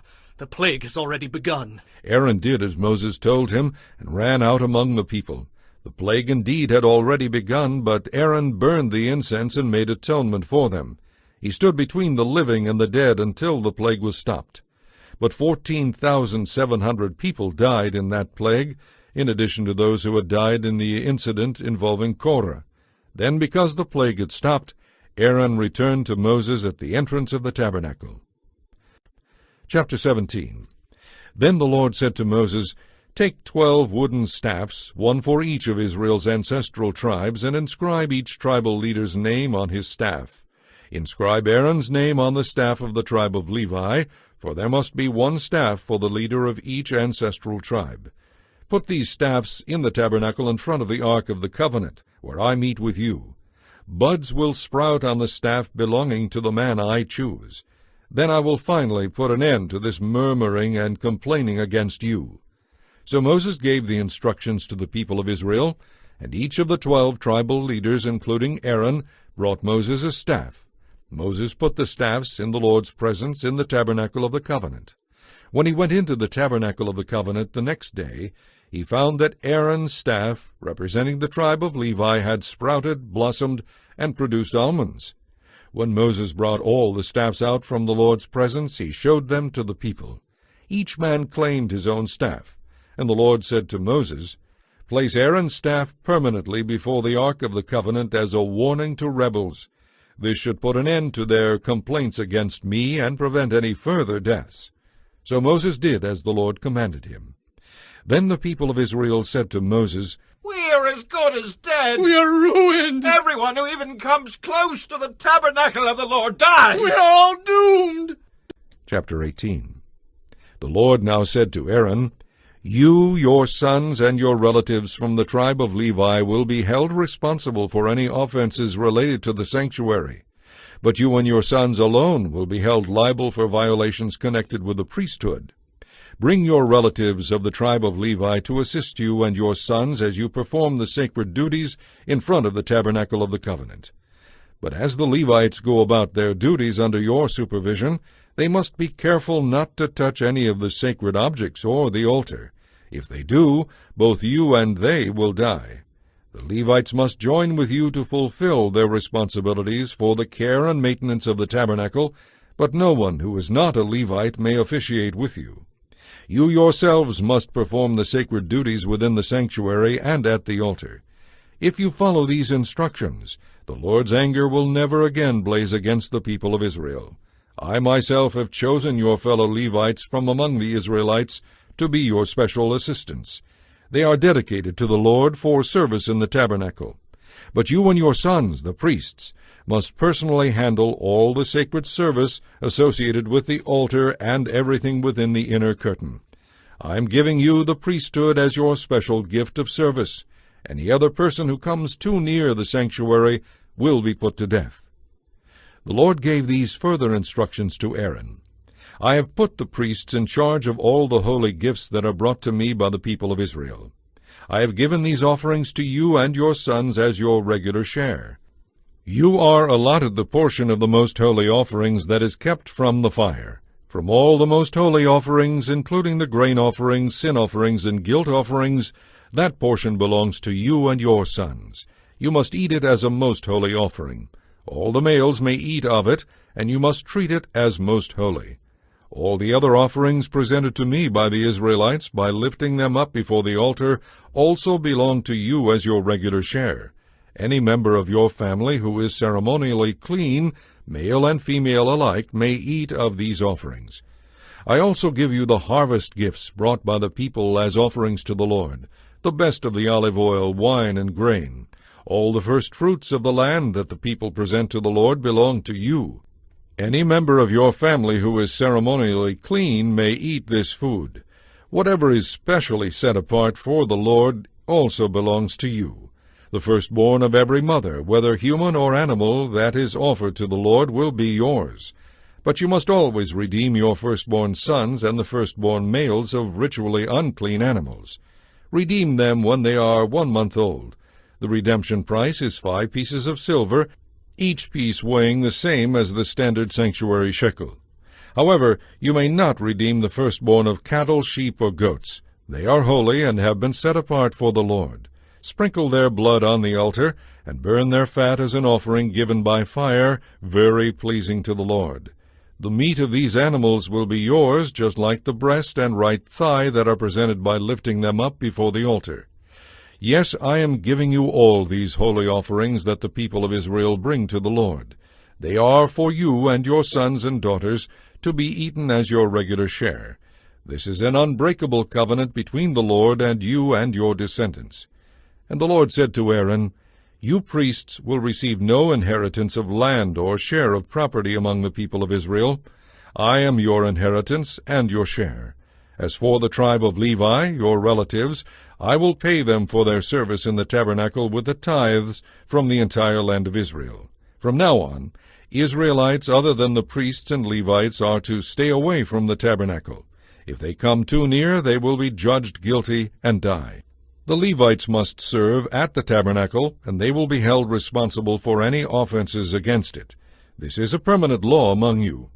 But the Levites will receive no inheritance of land among the Israelites, because I have given them the Israelites' tithes, which have been set apart as offerings to the Lord. This will be the Levite share. That is why I said they would receive no inheritance of land among the Israelites. The Lord also told Moses, Say this to the Levites, When you receive the tithes from the Israelites, give 1/10 of the tithes you receive, a tithe of the tithe, to the Lord as a gift. The Lord will consider this to be your harvest offering, as though it were the first grain from your own threshing floor or wine from your own winepress. You must present 1/10 of the tithe received from the Israelites as a gift to the Lord. From this you must present the Lord's portion to Aaron the priest. Be sure to set aside the best portions of the gifts given to you as your gifts to the Lord. Also say to the Levites, When you present the best part, it will be considered as though it came from your own threshing floor or winepress. You Levites and your families may eat this food anywhere you wish, for it is your compensation for serving in the tabernacle. You will not be considered guilty for accepting the Lord's tithes if you give the best portion to the priests. But be careful not to treat the holy gifts of the people of Israel as though they were common. If you do, you will die. Chapter 19. The Lord said to Moses and Aaron, Here is another ritual law required by the Lord. Tell the people of Israel to bring you a red heifer that has no physical defects and has never been yoked to a plow. Give it to Eleazar the priest, and it will be taken outside the camp and slaughtered in his presence. Eleazar will take some of its blood on his finger and sprinkle it 7 times toward the front of the tabernacle. As Eleazar watches, the heifer must be burned, its hide, meat, blood, and dung. Eleazar the priest must then take cedar wood, a hyssop branch, and scarlet thread and throw them into the fire where the heifer is burning. Then the priest must wash his clothes and bathe himself in water. Afterward he may return to the camp, though he will remain ceremonially unclean until evening. The man who burns the animal must also wash his clothes and bathe in water, and he too will remain unclean until evening. Then someone who is ceremonially clean will gather up the ashes of the heifer and place them in a purified place outside the camp. They will be kept there for the people of Israel to use in the water for the purification ceremony. This ceremony is performed for the removal of sin. The man who gathers up the ashes of the heifer must also wash his clothes, and he will remain ceremonially unclean until evening. This is a permanent law for the people of Israel and any foreigners who live among them. All those who touch a dead human body will be ceremonially unclean for 7 days. They must purify themselves on the 3rd and 7th days with the water of purification, then they will be purified. But if they do not do this on the 3rd and 7th days, they will continue to be unclean even after the 7th day. All those who touch a dead body and do not purify themselves in the proper way defile the Lord's tabernacle and will be cut off from the community of Israel. Since the water of purification was not sprinkled on them, their defilement continues. This is the ritual law that applies when someone dies in a tent. Those who enter that tent and those who were inside when the death occurred will be ceremonially unclean for 7 days. Any container in the tent that was not covered with a lid is also defiled. And if someone outdoors touches the corpse of someone who was killed with a sword or who died a natural death, or if someone touches a human bone or a grave, that person will be unclean for 7 days. To remove the defilement, put some of the ashes from the burnt purification offering in a jar and pour fresh water over them. Then someone who is ceremonially clean must take a hyssop branch and dip it into the water. That person must sprinkle the water on the tent, on all the furnishings in the tent, and on anyone who was in the tent, or anyone who has touched a human bone, or has touched a person who was killed, or who died naturally, or has touched a grave. On the 3rd and 7th days, the ceremonially clean person must sprinkle the water on those who are unclean. Then on the 7th day, the people being cleansed must wash their clothes and bathe themselves, and that evening they will be cleansed of their defilement. But those who become defiled and do not purify themselves will be cut off from the community, for they have defiled the sanctuary of the Lord. Since the water of purification has not been sprinkled on them, they remain defiled. This is a permanent law. Those who sprinkle the water of purification must afterward wash their clothes, and anyone who touches the water of purification will remain defiled until evening. Anything and anyone that a defiled person touches will be ceremonially defiled until evening. Chapter 20. In early spring the people of Israel arrived in the wilderness of Zin and camped at Kadesh. While they were there, Miriam died and was buried. There was no water for the people to drink at that place, so they rebelled against Moses and Aaron. The people blamed Moses and said, "We wish we had died in the Lord's presence with our brothers." Did you bring the Lord's people into this wilderness to die, along with all our livestock? Why did you make us leave Egypt and bring us here to this terrible place? This land has no grain, figs, grapes, or pomegranates. And there is no water to drink. Moses and Aaron turned away from the people and went to the entrance of the tabernacle, where they fell face down on the ground. Then the glorious presence of the Lord appeared to them, and the Lord said to Moses, "You and Aaron must take the staff and assemble the entire community. As the people watch, command the rock over there to pour out its water. You will get enough water from the rock to satisfy all the people and their livestock." So Moses did as he was told. He took the staff from the place where it was kept before the Lord. Then he and Aaron summoned the people to come and gather at the rock. "Listen, you rebels!" he shouted. "Must we bring you water from this rock?" Then Moses raised his hand and struck the rock twice with the staff, and water gushed out. So all the people and their livestock drank their fill. But the Lord said to Moses and Aaron, "Because you did not trust me enough to demonstrate my holiness to the people of Israel, you will not lead them into the land I am giving them. This place was known as the waters of Meribah, because it was where the people of Israel argued with the Lord, and where he demonstrated his holiness among them." While Moses was at Kadesh, he sent ambassadors to the king of Edom with this message, This message is from your relatives, the people of Israel. You know all the hardships we have been through, and that our ancestors went down to Egypt. We lived there a long time and suffered as slaves to the Egyptians.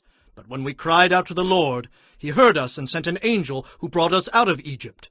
Now we are camped at Kadesh, a town on the border of your land. Please let us pass through your country. We will be careful not to go through your fields and vineyards. We won't even drink water from your wells.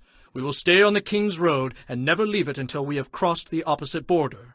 But the king of Edom said, Stay out of my land, or I will meet you with an army. The Israelites answered, We will stay on the main road. If any of our livestock drinks your water, we will pay for it. We only want to pass through your country and nothing else. But the king of Edom replied, Stay out. You may not pass through our land. With that he mobilized his army and marched out to meet them with an imposing force. Because Edom refused to allow Israel to pass through their country, Israel was forced to turn around. The whole community of Israel left Kadesh as a group and arrived at Mount Hor. Then the Lord said to Moses and Aaron at Mount Hor, on the border of the land of Edom, The time has come for Aaron to join his ancestors in death. He will not enter the land I am giving the people of Israel, because the two of you rebelled against my instructions concerning the water of Meribah. Now take Aaron and his son Eleazar up Mount Hor. There you will remove Aaron's priestly garments and put them on Eleazar his son. Aaron will die there and join his ancestors. So Moses did as the Lord commanded. The three of them went up Mount Hor together as the whole community watched. At the summit Moses removed the priestly garments from Aaron and put them on Eleazar, Aaron's son. Then Aaron died there on top of the mountain, and Moses and Eleazar went back down. When the people realized that Aaron had died, all Israel mourned for him 30 days. Chapter 21. The Canaanite king of Arad, who lived in the Negev, heard that the Israelites were approaching on the road to Atharim. So he attacked the Israelites and took some of them as prisoners. Then the people of Israel made this vow to the Lord, If you will help us conquer these people, we will completely destroy all their towns. The Lord heard their request and gave them victory over the Canaanites. The Israelites completely destroyed them and their towns, and the place has been called Hormah ever since.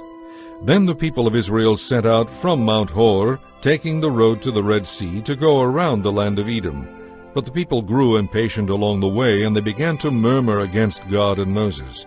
Why have you brought us out of Egypt to die here in the wilderness? They complained. There is nothing to eat here and nothing to drink, and we hate this wretched manna.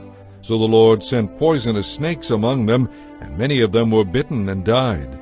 Then the people came to Moses and cried out, We have sinned by speaking against the Lord and against you. Pray that the Lord will take away the snakes. So Moses prayed for the people. Then the Lord told him, Make a replica of a poisonous snake and attach it to the top of a pole. Those who are bitten will live if they simply look at it. So Moses made a snake out of bronze and attached it to the top of a pole.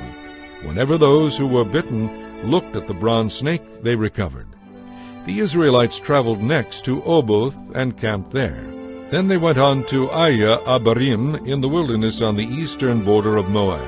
From there they traveled to the valley of Zered Brook and set up camp. Then they moved to the far side of the Arnon River in the wilderness adjacent to the territory of the Amorites. The Arnon is the boundary line between the Moabites and the Amorites.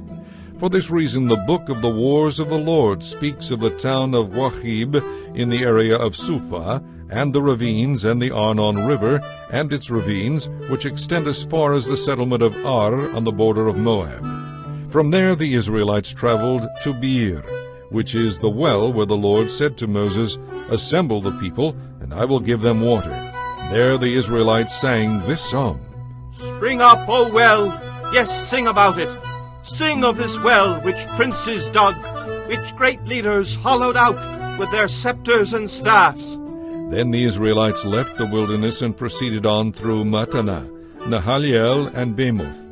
Then they went to the valley of Moab, where Pisgah Peak overlooks the wasteland. The Israelites now sent ambassadors to King Sihon of the Amorites with this message. Let us travel through your land.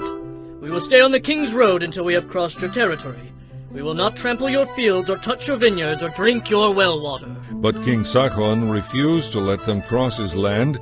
Instead, he mobilized his entire army and attacked Israel in the wilderness, engaging them in battle at Jehaz. But the Israelites slaughtered them and occupied their land from the Arnon River to the Jabbok River. They went only as far as the Ammonite border because the boundary of the Ammonites was fortified. So Israel captured all the towns of the Amorites and settled in them, including the city of Heshbon and its surrounding villages. Heshbon had been the capital of King Sihon of the Amorites. He had conquered a former Moabite king and seized all his land as far as the Arnon River. For this reason the ancient poets wrote this about him. Come to Heshbon, city of Sihon. May it be restored and rebuilt. A fire flamed forth from Heshbon, a blaze from the city of Sihon. It burned the city of Ar in Moab. It destroyed the rulers of the Arnon heights. Your destruction is certain, O people of Moab. You are finished, O worshippers of Chemosh. Chemosh has left his sons as refugees and his daughters as captives of Sihon, the Amorite king. We have utterly destroyed them all the way from Heshbon to Dibon. We have completely wiped them out as far away as Nophah and Medeba. So the people of Israel occupied the territory of the Amorites. After Moses sent men to explore the Jazer area, they captured all the towns in the region and drove out the Amorites who lived there. Then they turned and marched toward Bashan, but King Og of Bashan and all his people attacked them at Edrei. The Lord said to Moses, Do not be afraid of him, for I have given you victory over Og and his entire army, giving you all his land. You will do the same to him as you did to King Sihon of the Amorites, who ruled in Heshbon. And Israel was victorious and killed King Og, his sons, and his subjects. Not a single survivor remained. Then Israel occupied their land. Chapter 22. Then the people of Israel traveled to the plains of Moab and camped east of the Jordan River across from Jericho. Balak, son of Zippor, the Moabite king, knew what the Israelites had done to the Amorites, and when they saw how many Israelites there were, he and his people were terrified. The king of Moab said to the leaders of Midian, This mob will devour everything in sight, like an ox devours grass. So Balak, king of Moab, sent messengers to Balaam, son of Beor, who was living in his native land of Pethor near the Euphrates River. He sent this message to request that Balaam come to help him. A vast horde of people has arrived from Egypt. They cover the face of the earth and are threatening me. Please come and curse them for me, because they are so numerous. Then perhaps I will be able to conquer them and drive them from the land. I know that blessings fall on the people you bless. I also know that the people you curse are doomed. Balak's messengers, officials of both Moab and Midian, set out and took money with them to pay Balaam to curse Israel. They went to Balaam and urgently explained to him what Balak wanted. Stay here overnight, Balaam said. In the morning I will tell you whatever the Lord directs me to say. So the officials from Moab stayed there with Balaam. That night God came to Balaam and asked him, Who are these men with you? So Balaam said to God, Balak, son of Zippor, king of Moab, has sent me this message. A vast horde of people has come from Egypt and has spread out over the whole land. Come at once to curse them. Perhaps then I will be able to conquer them and drive them from the land. Do not go with them, God told Balaam. You are not to curse these people, for I have blessed them. The next morning Balaam got up and told Balak's officials, Go on home. The Lord will not let me go with you. So the Moabite officials returned to King Balak and reported, Balaam refused to come with us. Then Balak tried again. This time he sent a larger number of even more distinguished officials than those he had sent the first time. They went to Balaam and gave him this message. This is what Balak, son of Zippor, says.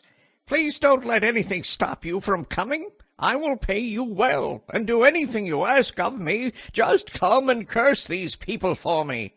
But Balaam answered them, Even if Balak were to give me a palace filled with silver and gold, I would be powerless to do anything against the will of the Lord my God. But stay here one more night to see if the Lord has anything else to say to me.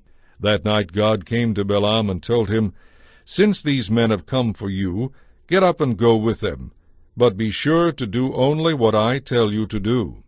So the next morning Balaam saddled his donkey and started off with the Moabite officials. But God was furious that Balaam was going, so he sent the angel of the Lord to stand in the road to block his way. As Balaam and 2 servants were riding along, Balaam's donkey suddenly saw the angel of the Lord standing in the road with a drawn sword in his hand. The donkey bolted off the road into a field, but Balaam beat it and turned it back onto the road. Then the angel of the Lord stood at a place where the road narrowed between 2 vineyard walls. When the donkey saw the angel of the Lord standing there, it tried to squeeze by and crushed Balaam's foot against the wall. So Balaam beat the donkey again. Then the angel of the Lord moved farther down the road and stood in a place so narrow that the donkey could not get by at all. This time, when the donkey saw the angel, it lay down under Balaam. In a fit of rage, Balaam beat it again with his staff. Then the Lord caused the donkey to speak. "What have I done to you that deserves your beating me these 3 times? Because you have made me look like a fool! Balaam shouted. If I had a sword with me, I would kill you! Balaam shouted. But I am the same donkey you always ride on. The donkey answered. Have I ever done anything like this before?" No, he admitted. Then the Lord opened Balaam's eyes, and he saw the angel of the Lord standing in the roadway with a drawn sword in his hand. Balaam fell face down on the ground before him. Why did you beat your donkey those 3 times? The angel of the Lord demanded. I have come to block your way because you are stubbornly resisting me. 3 times the donkey saw me and shied away. Otherwise I would certainly have killed you by now and spared the donkey. Then Balaam confessed to the angel of the Lord, I have sinned. I did not realize you were standing in the road to block my way. I will go back home if you are against my going. But the angel of the Lord told him, Go with these men, but you may say only what I tell you to say. So Balaam went on with Balak's officials.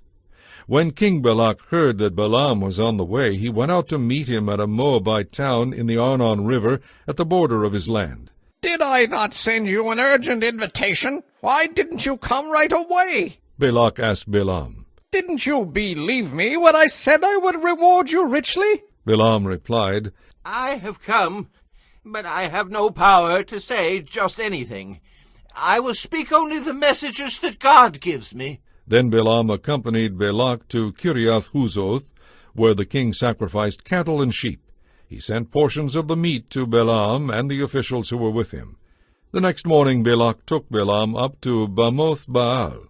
From there he could see the people of Israel spread out below him. Chapter 23. Balaam said to King Balak, Build me 7 altars here, and prepare 7 young bulls and 7 rams for a sacrifice. Balak followed his instructions, and the 2 of them sacrificed a young bull and a ram on each altar. Then Balaam said to Balak, Stand here by your burnt offerings, and I will go to see if the Lord will respond to me. Then I will tell you whatever he reveals to me. So Balaam went alone to the top of a hill, and God met him there. Balaam said to him, I have prepared 7 altars, and have sacrificed a young bull and a ram on each altar. Then the Lord gave Balaam a message for King Balak, and said, Go back to Balak and tell him what I told you. When Balaam returned, the king was standing beside his burnt offerings with all the officials of Moab. This was the prophecy Balaam delivered. Balak summoned me to come from Aram. The king of Moab brought me from the eastern hills. Come, he said, curse Jacob for me. Come and announce Israel's doom. But how can I curse those whom God has not cursed? How can I condemn those whom the Lord has not condemned? I see them from the cliff tops. I watch them from the hills. I see a people who live by themselves, set apart from other nations. Who can count Jacob's descendants as numerous as dust? Who can count even 1/4 of Israel's people? Let me die like the righteous. Let my life end like theirs. Then King Balak demanded of Balaam, What have you done to me? I brought you to curse my enemies. Instead, you have blessed them. But Balaam replied, Can I say anything except what the Lord tells me? Then King Balak told him, Come with me to another place. There you will see only a portion of the nation of Israel. Curse at least that many. So Balak took Balaam to the plateau of Zophim on Pisgah Peak. He built 7 altars there and offered a young bull and a ram on each altar. Then Balaam said to the king, Stand here by your burnt offering while I go to meet the Lord. So the Lord met Balaam and gave him a message. Then he said, Go back to Balak and give him this message. So Balaam returned to the place where the king and the officials of Moab were standing beside Balak's burnt offerings. What did the Lord say? Balak asked eagerly. This was the prophecy Balaam delivered. Rise up, Balak, and listen. Hear me, son of Zippor. God is not a man that he should lie. He is not a human that he should change his mind. Has he ever spoken and failed to act? Has he ever promised and not carried it through? I received a command to bless. He has blessed, and I cannot reverse it. No misfortune is in sight for Jacob. No trouble is in store for Israel. For the Lord their God is with them.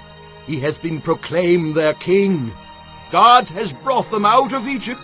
He is like a strong ox for them. No curse can touch Jacob.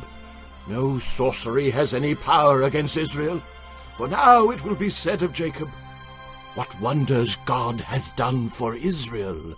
These people rise up like a lioness, like a majestic lion they stand. They refuse to rest until they have feasted on prey, drinking the blood of the slaughtered. Then Balak said to Balaam, If you aren't going to curse them, at least don't bless them. But Balaam replied, Didn't I tell you that I must do whatever the Lord tells me? Then King Balak said to Balaam, Come, I will take you to yet another place. Perhaps it will please God to let you curse them from there. So Balak took Balaam to the top of Mount Peor, overlooking the wasteland. Balaam again told Balak, Build me 7 altars and prepare me 7 young bulls and 7 rams for a sacrifice. So Balak did as Balaam ordered and offered a young bull and a ram on each altar. Chapter 24. By now Balaam realized that the Lord intended to bless Israel, so he did not resort to divination as he often did. Instead, he turned and looked out toward the wilderness, where he saw the people of Israel camped tribe by tribe. Then the Spirit of God came upon him, and this is the prophecy he delivered. This is the prophecy of Balaam, son of Beor, the prophecy of the man whose eyes see clearly, who hears the words of God, who sees the vision from the Almighty, who falls down with eyes wide open.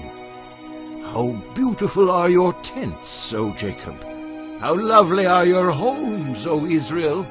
They spread before me like groves of palms, like fruitful gardens by the riverside. They are like aloes planted by the Lord, like cedars beside the waters. Water will gush out in buckets. Their offspring are supplied with all they need. Their king will be greater than Agag. Their kingdom will be exalted. God brought them up from Egypt, drawing them along like a wild ox. He devours all the nations that oppose him, breaking their bones in pieces, shooting them with arrows. Like a lion, Israel crouches and lies down, like a lioness. Who dares to arouse her? Blessed is everyone who blesses you, O Israel, and cursed is everyone who curses you. King Balak flew into a rage against Balaam. He angrily clapped his hands and shouted, I called you to curse my enemies. Instead, you have blessed them 3 times. Now get out of here. Go back home. I had planned to reward you richly, but the Lord has kept you from your reward. Balaam told Balak, Don't you remember what I told your messengers? I said, Even if Balak were to give me a palace filled with silver and gold, I am powerless to do anything against the will of the Lord. I told you that I could say only what the Lord says. Now I am returning to my own people. But first, let me tell you what the Israelites will do to your people in the future. This is the prophecy Balaam delivered. This is the message of Balaam, son of Beor, the prophecy of the man whose eyes see clearly, who hears the words of God, who has knowledge from the Most High, who sees a vision from the Almighty, who falls down with eyes wide open. I see him, but not in the present time. I perceive him, but far in the distant future. A star will rise from Jacob, a scepter will emerge from Israel. It will crush the foreheads of Moab's people, cracking the skulls of the people of Sheth. Edom will be taken over, and Seir, its enemy, will be conquered, while Israel continues on in triumph. A ruler will rise in Jacob who will destroy the survivors of it. Then Balaam looked over at the people of Amalek and delivered this prophecy. Amalek was the greatest of nations, but its destiny is destruction. Then he looked over at the Kenites and prophesied, You are strongly situated. Your nest is set in the rocks, but the Kenites will be destroyed when Assyria takes you captive. Balaam concluded his prophecies by saying, Alas, who can survive when God does this? Ships will come from the coasts of Cyprus. They will oppress both Assyria and Eber, but they too will be utterly destroyed. Then Balaam and Balak returned to their homes. Chapter 25. While the Israelites were camped at Acacia, some of the men defiled themselves by sleeping with the local Moabite women. These women invited them to attend sacrifices to their gods, and soon the Israelites were feasting with them and worshipping the gods of Moab. Before long, Israel was joining in the worship of Baal of Peor, causing the Lord's anger to blaze against his people. The Lord issued the following command to Moses, Seize all the ringleaders and execute them before the Lord in broad daylight, so his fierce anger will turn away from the people of Israel. So Moses ordered Israel's judges to execute everyone who had joined in worshipping Baal of Peor. Just then one of the Israelite men brought a Midianite woman into the camp, right before the eyes of Moses and all the people, as they were weeping at the entrance of the tabernacle. When Phinehas, son of Eleazar and grandson of Aaron the priest, saw this, he jumped up and left the assembly. Then he took a spear and rushed after the man into his tent. Phinehas thrust the spear all the way through the man's body and into the woman's stomach. So the plague against the Israelites was stopped, but not before 24,000 people had died. Then the Lord said to Moses, Phinehas, son of Eleazar and grandson of Aaron the priest, has turned my anger away from the Israelites by displaying passionate zeal among them on my behalf. So I have stopped destroying all Israel as I had intended to do in my anger. So tell him that I am making my special covenant of peace with him. In this covenant he and his descendants will be priests for all time, because he was zealous for his God and made atonement for the people of Israel. The Israelite man killed with the Midianite woman was named Zimri, son of Salu, the leader of a family from the tribe of Simeon. The woman's name was Cozbi. She was the daughter of Zur, the leader of a Midianite clan.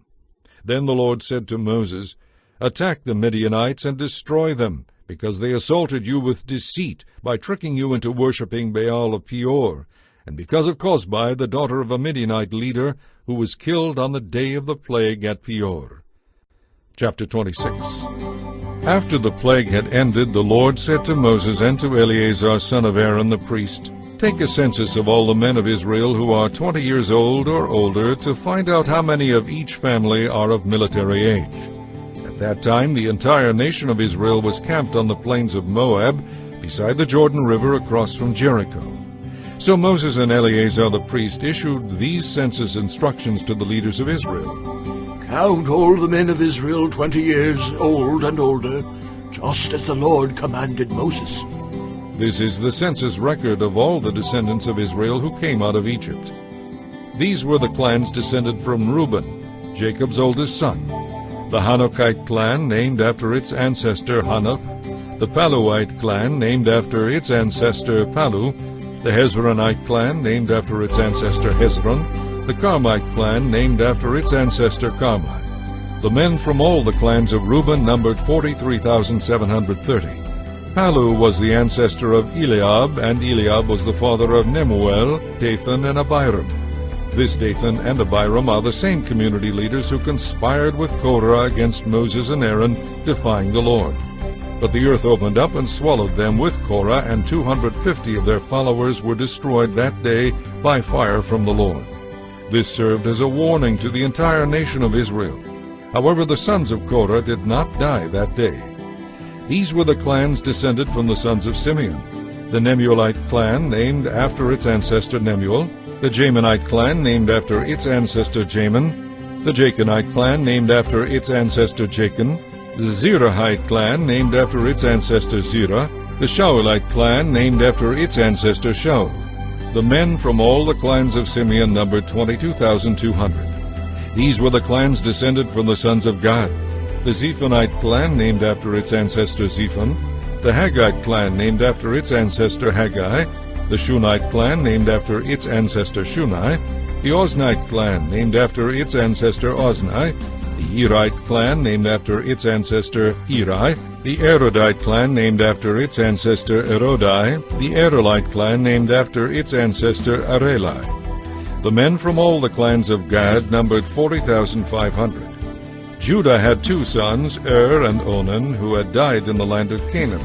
But the following clans descended from Judah's surviving sons: the Shilonite clan, named after its ancestor Shelah; the Perizzite clan, named after its ancestor Perez; the Zerahite clan, named after its ancestor Zerah. These were the subclans descended from the Perizzites: the Hezronites, named after their ancestor Hezron; the Hamulites, named after their ancestor Hamul. The men from all the clans of Judah numbered 76,500. These were the clans descended from the sons of Issachar: the Tolaite clan, named after its ancestor Tola; the Puite clan, named after its ancestor Pua; the Jashubite clan, named after its ancestor Jashub; the Shimronite clan, named after its ancestor Shimron. The men from all the clans of Issachar numbered 64,300. These were the clans descended from the sons of Zebulun: the Siradite clan, named after its ancestor Sired; the Elonite clan, named after its ancestor Elon; the Jalilite clan, named after its ancestor Jalil.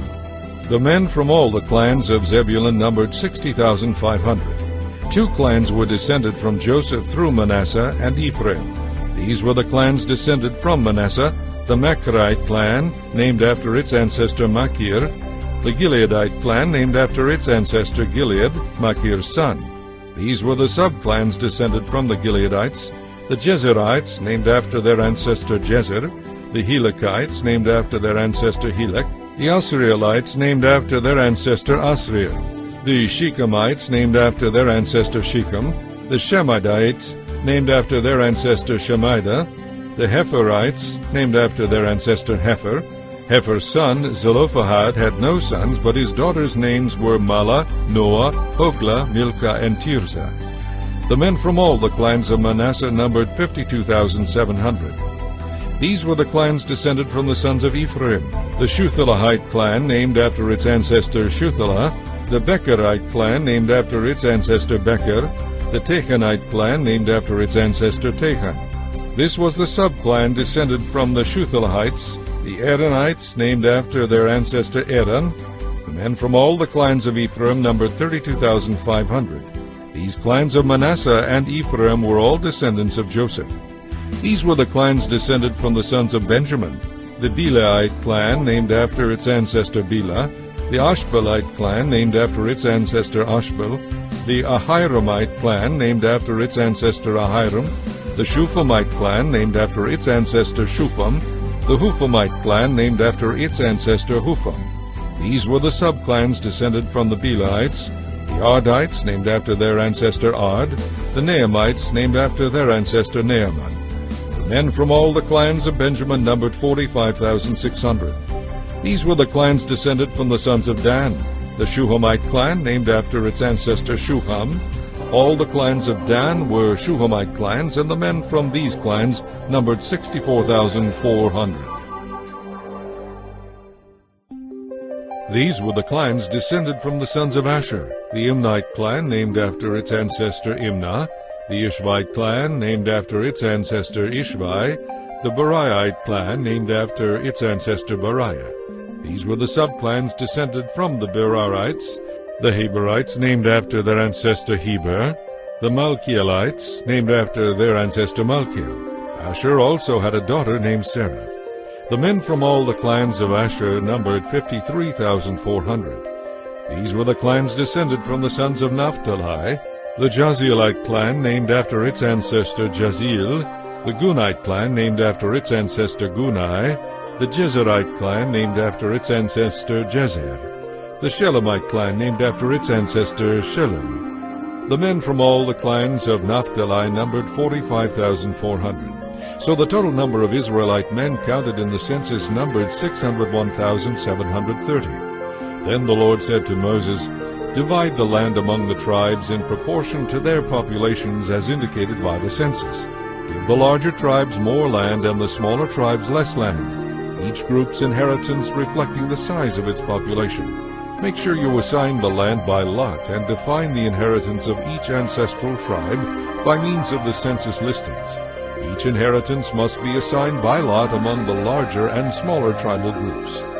This is the census record for the Levites who were counted according to their clans: the Gershonite clan, named after its ancestor Gershon; the Kohathite clan, named after its ancestor Kohath; the Merarite clan, named after its ancestor Merari; the Libnites, the Hebronites, the Mahlites, the Mushites, and the Korahites were all subclans of the Levites. Now Kohath was the ancestor of Amram, and Amram's wife was named Jochebed. She also was a descendant of Levi, born among the Levites in the land of Egypt. Amram and Jochebed became the parents of Aaron, Moses, and their sister Miriam. To Aaron were born Nadab, Abihu, Eleazar, and Ithamar. But Nadab and Abihu died when they burned before the Lord a different kind of fire than he had commanded. The men from the Levite clans who were 1 month old or older numbered 23,000.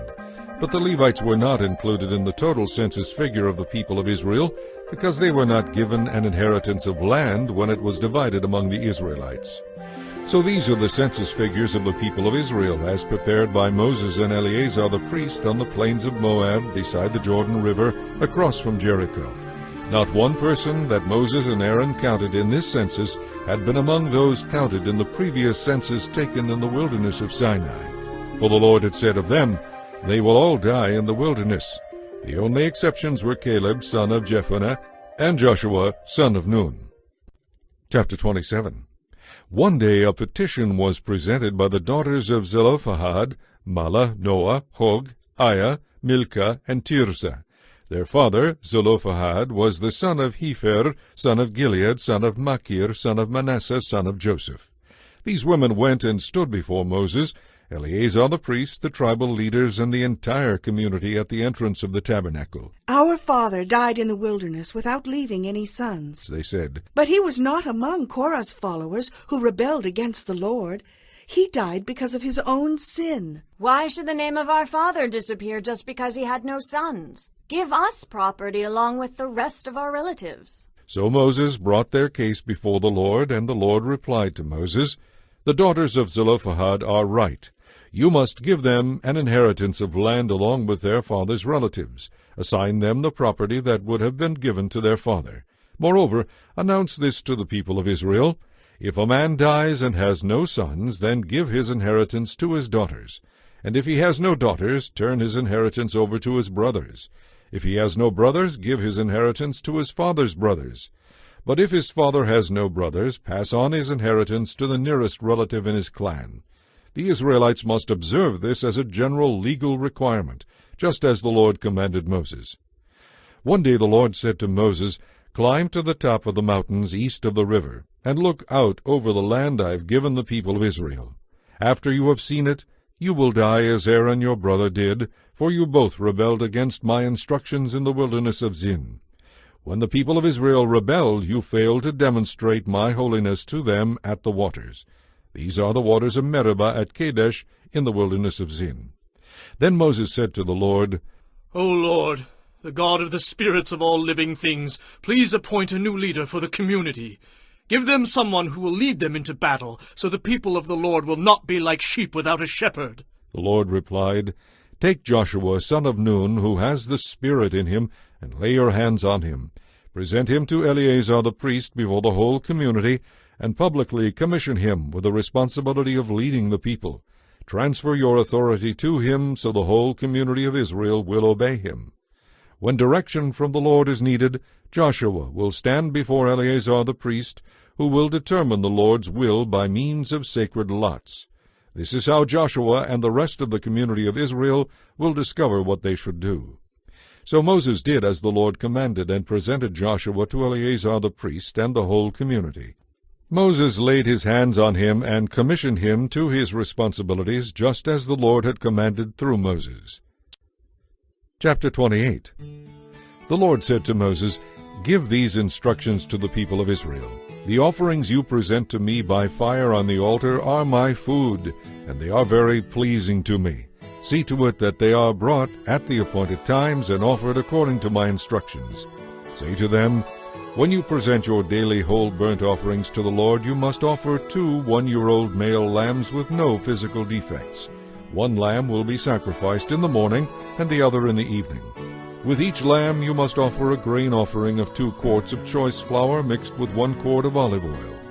This is the regular burnt offering ordained at Mount Sinai, an offering made by fire, very pleasing to the Lord. Along with it you must present the proper drink offering, consisting of 1 quart of fermented drink with each lamb, poured out in the holy place as an offering to the Lord. Offer the 2nd lamb in the evening with the same grain offering and drink offering. It too is an offering made by fire, very pleasing to the Lord. On the Sabbath day sacrifice 2 one-year-old male lambs with no physical defects. They must be accompanied by a grain offering of 3 quarts of choice flour mixed with olive oil, and a drink offering. This is the whole burnt offering to be presented each Sabbath day, in addition to the regular daily burnt offering and its accompanying drink offering. On the first day of each month, present an extra burnt offering to the Lord of 2 young bulls, 1 ram, and 7 one-year-old male lambs, all with no physical defects. These will be accompanied by grain offerings of choice flour mixed with olive oil, 5 quarts with each bull, 3 quarts with the ram, and 2 quarts with each lamb. This burnt offering must be presented by fire, and it will be very pleasing to the Lord. You must also give a drink offering with each sacrifice, 2 quarts of wine with each bull, 2.5 pints for the ram, and 1 quart for each lamb. Present this monthly burnt offering on the first day of each month throughout the year. Also on the first day of each month you must offer 1 male goat for a sin offering to the Lord. This is in addition to the regular daily burnt offering and its accompanying drink offering. On the appointed day in early spring you must celebrate the Lord's Passover. On the following day a joyous 7-day festival will begin, but no bread made with yeast may be eaten. On the first day of the festival you must call a sacred assembly of the people. None of your regular work may be done on that day. You must present as a burnt offering to the Lord 2 young bulls, 1 ram, and 7 one-year-old male lambs, all with no physical defects. These will be accompanied by grain offerings of choice flour mixed with olive oil, 5 quarts with each bull, 3 quarts with the ram, and 2 quarts with each of the 7 lambs. You must also offer a male goat as a sin offering to make atonement for yourselves. You will present these offerings in addition to your regular morning sacrifices on each day of the 7 days of the festival. This is how you will prepare the food offerings to be presented by fire, very pleasing to the Lord. These will be offered in addition to the regular whole burnt offerings and drink offerings. On the 7th day of the festival you must call another holy assembly of the people. None of your regular work may be done on that day. On the first day of the festival of harvest, when you present the first of your new grain to the Lord, you must call a holy assembly of the people. None of your regular work may be done on that day. A special whole burnt offering will be offered that day, very pleasing to the Lord. It will consist of 2 young bulls, 1 ram, and 7 one-year-old male lambs. These will be accompanied by grain offerings of choice flour mixed with olive oil, 5 quarts with each bull, 3 quarts with the ram, and 2 quarts with each of the 7 lambs. Also offer 1 male goat to make atonement for yourselves. These special burnt offerings, along with their drink offerings, are in addition to the regular daily burnt offering and its accompanying grain offering. Be sure that all the animals you sacrifice have no physical defects. Chapter 29. The Festival of Trumpets will be celebrated on the appointed day in early autumn each year. You must call a solemn assembly of all the people on that day, and no regular work may be done. On that day you must present a burnt offering, very pleasing to the Lord. It will consist of 1 young bull, 1 ram, and 7 one-year-old male lambs, all with no physical defects. These must be accompanied by grain offerings of choice flour mixed with olive oil, 5 quarts with the bull, 3 quarts with the ram, and 2 quarts with each of the 7 lambs. In addition, you must sacrifice a male goat as a sin offering to make atonement for yourselves. These special sacrifices are in addition to your regular monthly and daily burnt offerings, and they must be given with their prescribed grain offerings and drink offerings. These offerings are given to the Lord by fire and are very pleasing to Him. 10 days later you must call another holy assembly of all the people. On that day, the Day of Atonement, the people must go without food, and no regular work may be done. You must present a burnt offering very pleasing to the Lord. It will consist of 1 young bull, 1 ram, and 7 one-year-old male lambs, all with no physical defects. These offerings must be accompanied by the prescribed grain offerings of choice flour mixed with olive oil, 5 quarts of choice flour with the bull, 3 quarts of choice flour with the ram, and 2 quarts of choice flour with each of the 7 lambs. You must also sacrifice 1 male goat for a sin offering. This is in addition to the sin offering of atonement and the regular daily burnt offering with its grain offering and their accompanying drink offerings. 5 days later, you must call yet another holy assembly of all the people, and on that day no regular work may be done. It is the beginning of the Festival of Shelters, a 7-day festival to the Lord. That day you must present a special whole burnt offering by fire, very pleasing to the Lord. It will consist of 13 young bulls, 2 rams, and 14 one-year-old male lambs, all with no physical defects. Each of these offerings must be accompanied by a grain offering of choice flour mixed with olive oil, 5 quarts for each of the 13 bulls, 3 quarts for each of the 2 rams, and 2 quarts for each of the 14 lambs.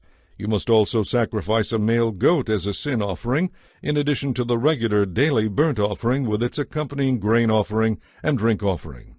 On the 2nd day of this 7-day festival, sacrifice 12 young bulls, 2 rams, and 14 one-year-old male lambs, all with no physical defects. Each of these offerings of bulls, rams, and lambs must be accompanied by the prescribed grain offering and drink offering. You must also sacrifice a male goat as a sin offering, in addition to the regular daily burnt offering with its accompanying grain offering and drink offering. On the 3rd day of the festival, sacrifice 11 young bulls, 2 rams, and 14 one-year-old male lambs, all with no physical defects. Each of these offerings of bulls, rams, and lambs must be accompanied by the prescribed grain offering and drink offering. You must also sacrifice a male goat as a sin offering, in addition to the regular daily burnt offering with its accompanying grain offering and drink offering. On the 4th day of the festival, sacrifice 10 young bulls, 2 rams, and 14 one-year-old male lambs, all with no physical defects. Each of these offerings of bulls, rams, and lambs must be accompanied by the prescribed grain offering and drink offering. You must also sacrifice a male goat as a sin offering, in addition to the regular daily burnt offering with its accompanying grain offering and drink offering. On the 5th day of the festival, sacrifice 9 young bulls, 2 rams, and 14 one-year-old male lambs, all with no physical defects. Each of these offerings of bulls, rams, and lambs must be accompanied by the prescribed grain offering and drink offering. You must also sacrifice a male goat as a sin offering, in addition to the regular daily burnt offering with its accompanying grain offering and drink offering. On the 6th day of the festival, sacrifice 8 young bulls, 2 rams, and 14 one-year-old male lambs, all with no physical defects. Each of these offerings of bulls, rams, and lambs must be accompanied by the prescribed grain offering and drink offering. You must also sacrifice a male goat as a sin offering, in addition to the regular daily burnt offering with its accompanying grain offering and drink offering. On the 7th day of the festival, sacrifice 7 young bulls, 2 rams, and 14 one-year-old male lambs, all with no physical defects.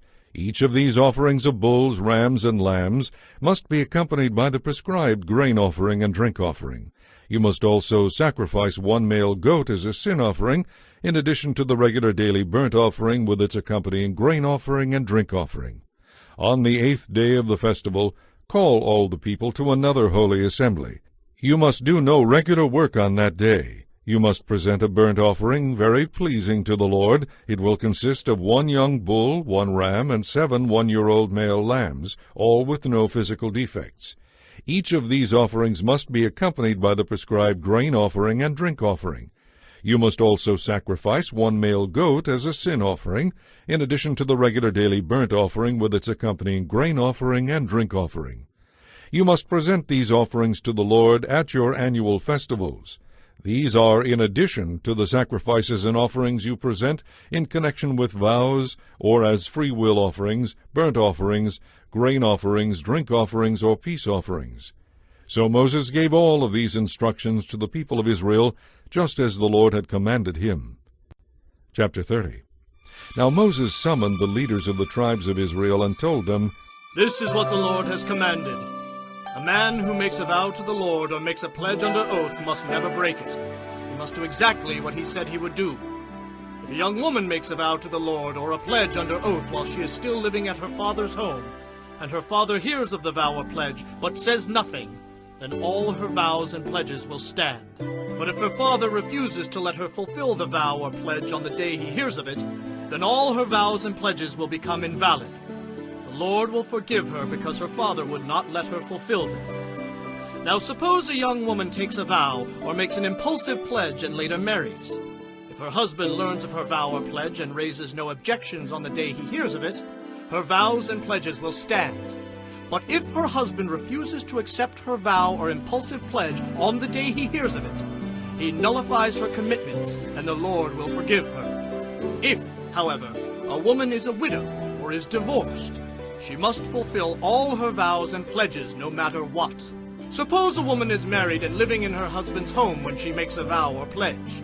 If her husband hears of it and does nothing to stop her, her vow or pledge will stand.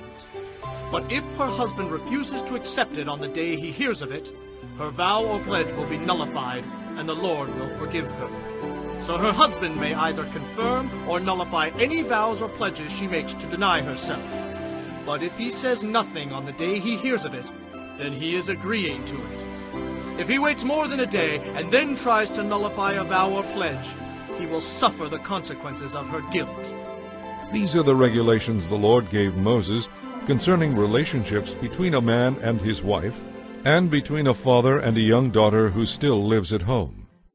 Chapter 31. Then the Lord said to Moses, Take vengeance on the Midianites for leading the Israelites into idolatry. After that you will die and join your ancestors. So Moses said to the people, Choose some men to fight the Lord's war of vengeance against Midian. From each tribe of Israel send 1,000 men into battle. So they chose 1,000 men from each tribe of Israel, a total of 12,000 men armed for battle. Then Moses sent them out, 1,000 men from each tribe, and Phinehas, son of Eleazar the priest, led them into battle. They carried along the holy objects of the sanctuary, and the trumpets for sounding the charge. They attacked Midian just as the Lord had commanded Moses, and they killed all the men. All 5 of the Midianite kings, Evi, Rechem, Zur, Hur, and Reba, died in the battle. They also killed Balaam, son of Beor, with the sword. Then the Israelite army captured the Midianite women and children and seized their cattle and flocks and all their wealth as plunder. They burned all the towns and villages where the Midianites had lived. After they had gathered the plunder and captives, both people and animals, they brought them all to Moses and Eleazar the priest, and to the whole community of Israel, which was camped on the plains of Moab beside the Jordan River across from Jericho. Moses, Eleazar the priest, and all the leaders of the people went to meet them outside the camp.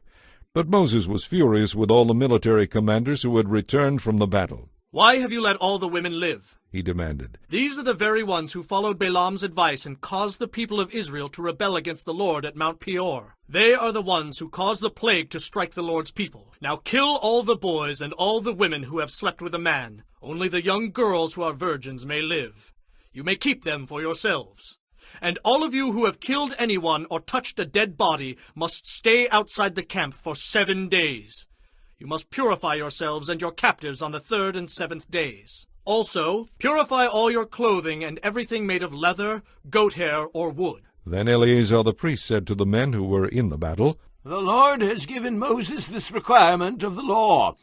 Anything made of gold, silver, bronze, iron, tin, or lead, that is, metals that do not burn, must be passed through fire in order to be made ceremonially pure.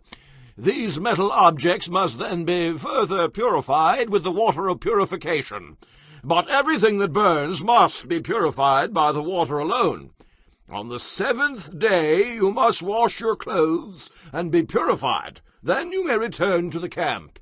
And the Lord said to Moses, You and Eleazar the priest and the family leaders of each tribe are to make a list of all the plunder taken in the battle, including the people and animals. Then divide the plunder into 2 parts, and give half to the men who fought the battle, and half to the rest of the people. But first give the Lord his share of the captives, cattle, donkeys, sheep, and goats that belong to the army. Set apart 1 out of every 500 as the Lord's share. Give this share of their half to Eleazar the priest as an offering to the Lord. Also take 1 of every 50 of the captives, cattle, donkeys, sheep, and goats, in the half that belongs to the people of Israel. Give this share to the Levites in charge of maintaining the Lord's tabernacle. So Moses and Eleazar the priest did as the Lord commanded Moses. The plunder remaining from the spoils that the fighting men had taken totaled 675,000 sheep, 72,000 cattle, 61,000 donkeys, and 32,000 young girls.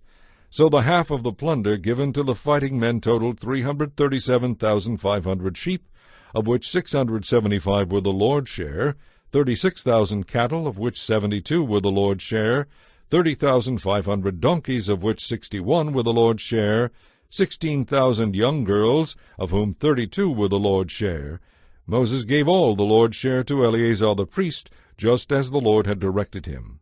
The half of the plunder belonging to the people of Israel, which Moses had separated from the half belonging to the fighting men, amounted to 337,500 sheep, 36,000 cattle, 30,500 donkeys, and 1,600 young girls. From the half-share given to the people, Moses took 1 of every 50 prisoners and animals and gave them to the Levites who maintained the Lord's tabernacle.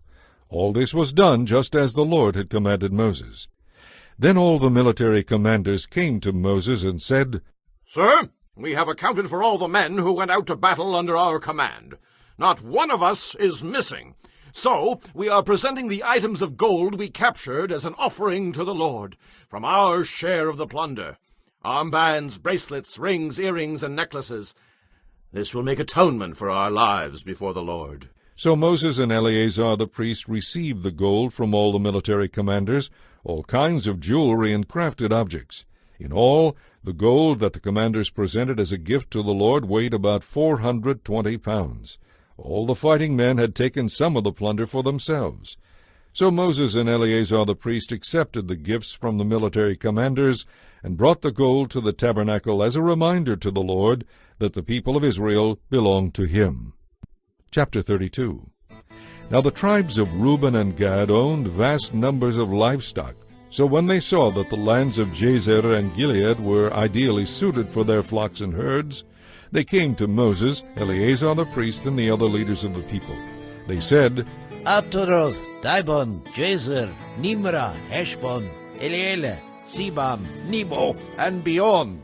The Lord has conquered this whole area for the people of Israel. It is ideally suited for all our flocks and herds.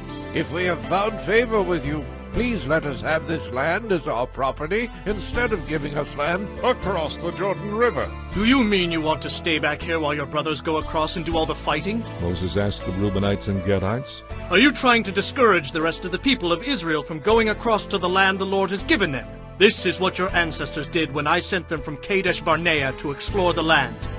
After they went up to the valley of Eshcol and scouted the land, they discouraged the people of Israel from entering the land the Lord was giving them. Then the Lord was furious with them, and he vowed, "Of all those I rescued from Egypt, no one who is 20 years old or older will ever see the land I solemnly promised to Abraham, Isaac, and Jacob, for they have not obeyed me completely." The only exceptions are Caleb, son of Jephunneh the Kenizzite, and Joshua, son of Nun, for they have wholeheartedly followed the Lord.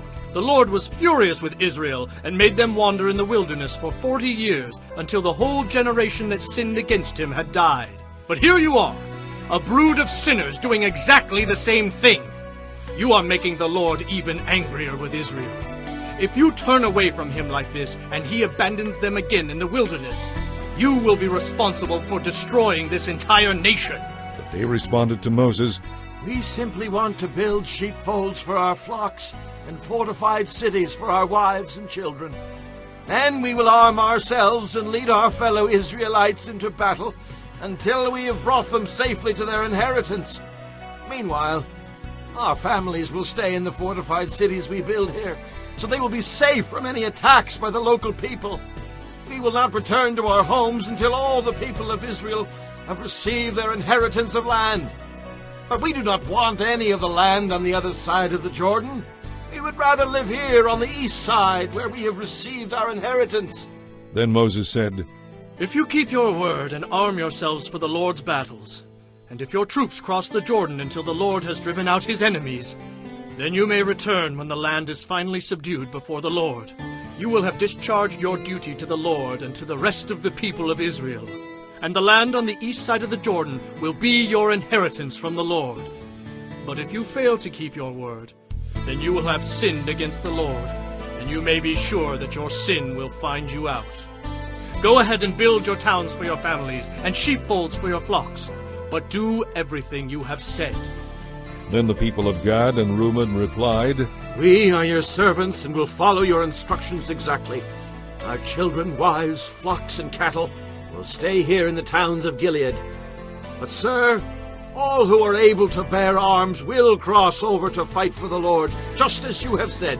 So Moses gave orders to Eleazar, Joshua, and the tribal leaders of Israel.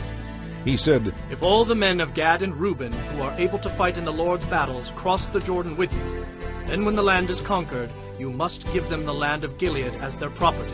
But if they refuse to cross over and march ahead of you, then they must accept land with the rest of you in the land of Canaan. The tribes of Gad and Reuben said again, Sir, we will do as the Lord has commanded. We will cross the Jordan into Canaan fully armed to fight for the Lord. But our inheritance of land will be here on this side of the Jordan. So Moses assigned to the tribes of Gad, Reuben, and half the tribe of Manasseh son of Joseph, the territory of King Sihon of the Amorites, and the land of King Og of Bashan, the whole land with its towns and surrounding lands. The people of Gad built the towns of Dibon, Ataroth, Aroer, Atroth, Shophan, Jazer, Jogbehah, Beth Nimrah, and Beth Haran. These were all fortified cities with sheepfolds for their flocks. The people of Reuben built the towns of Heshbon, Elealeh, Kiriathaim, Nebo, Baal-Meon, and Sibmah. They changed the names of some of the towns they conquered and rebuilt. Then the descendants of Machir of the tribe of Manasseh went to Gilead and conquered it, and they drove out the Amorites who were living there. So Moses gave Gilead to the Machirites, descendants of Manasseh, and they lived there. The people of Jair, another clan of the tribe of Manasseh, captured many of the towns in Gilead and changed the name of that region to the towns of Jair. Meanwhile, a man named Nobah captured the town of Kenath and its surrounding villages, and he renamed that area Nobah after himself. Chapter 33. This is the itinerary the Israelites followed as they marched out of Egypt under the leadership of Moses and Aaron. At the Lord's direction, Moses kept a written record of their progress. These are the stages of their march, identified by the different places they stopped along the way. They set out from the city of Ramses on the morning after the first Passover celebration in early spring. The people of Israel left defiantly in full view of all the Egyptians. Meanwhile, the Egyptians were burying all their firstborn sons, whom the Lord had killed the night before. The Lord had defeated the gods of Egypt that night with great acts of judgment. After leaving Ramses, the Israelites set up camp at Succoth. Then they left Succoth and camped at Etham on the edge of the wilderness.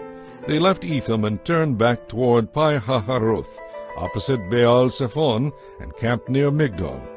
They left Pi-haharoth and crossed the Red Sea into the wilderness beyond.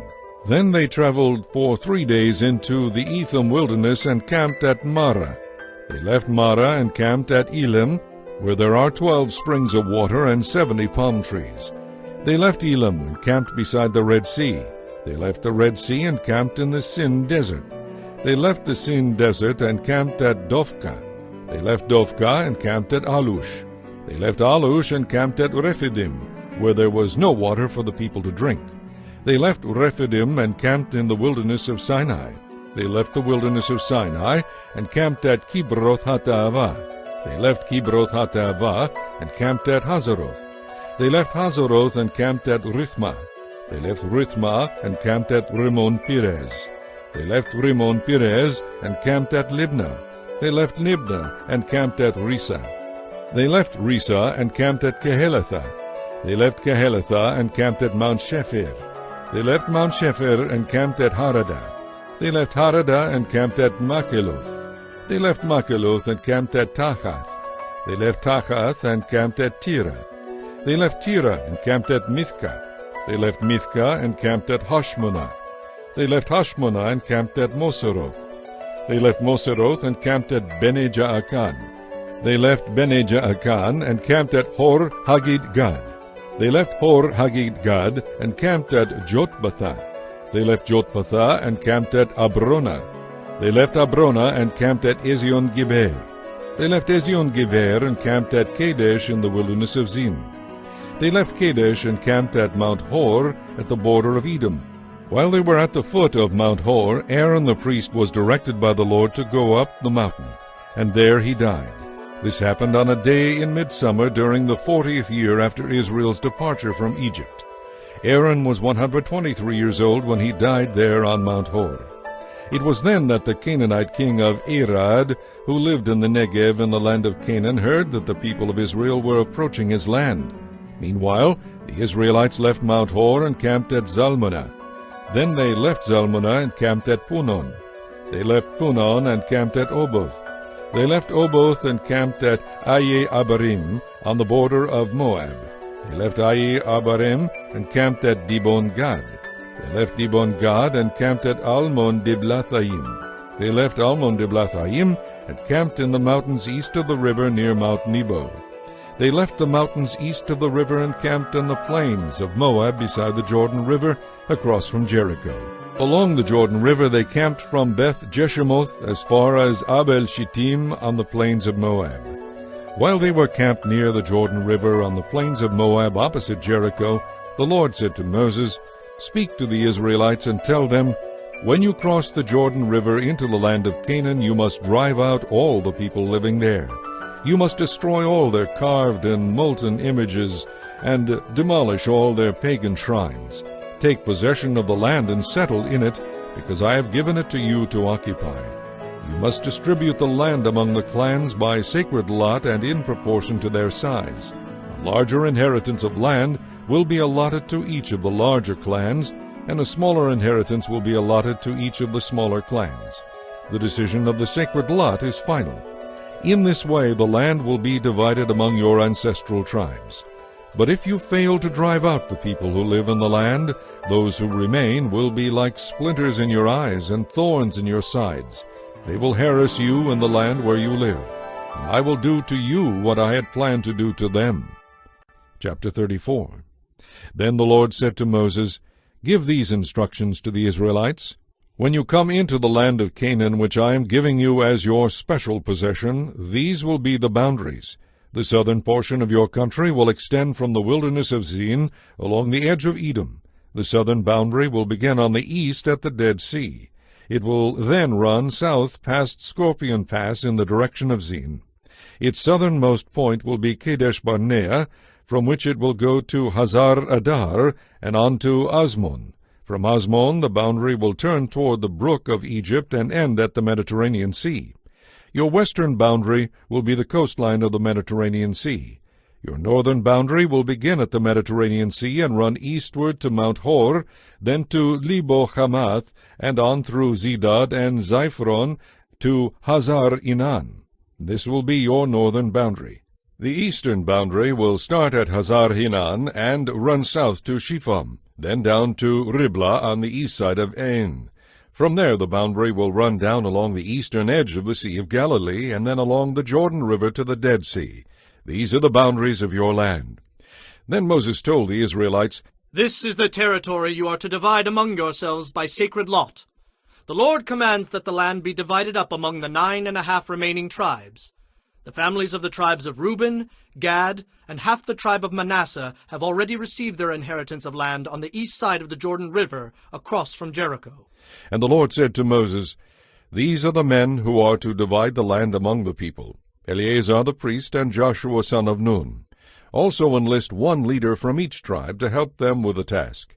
These are the tribes and the names of the leaders: Judah, Caleb son of Jephunneh; Simeon, Shemuel son of Ammihud; Benjamin, Elidad son of Kislon; Dan, Bukai son of Joglai; Manasseh son of Joseph; Haniel son of Ephod; Ephraim son of Joseph; Kemuel son of Shiftan; Zebulun, Elizaphan son of Parnach; Issachar, Paltiel son of Azan; Asher, Ahihud son of Shilomai; Naphtali, Padahel son of Ammihud.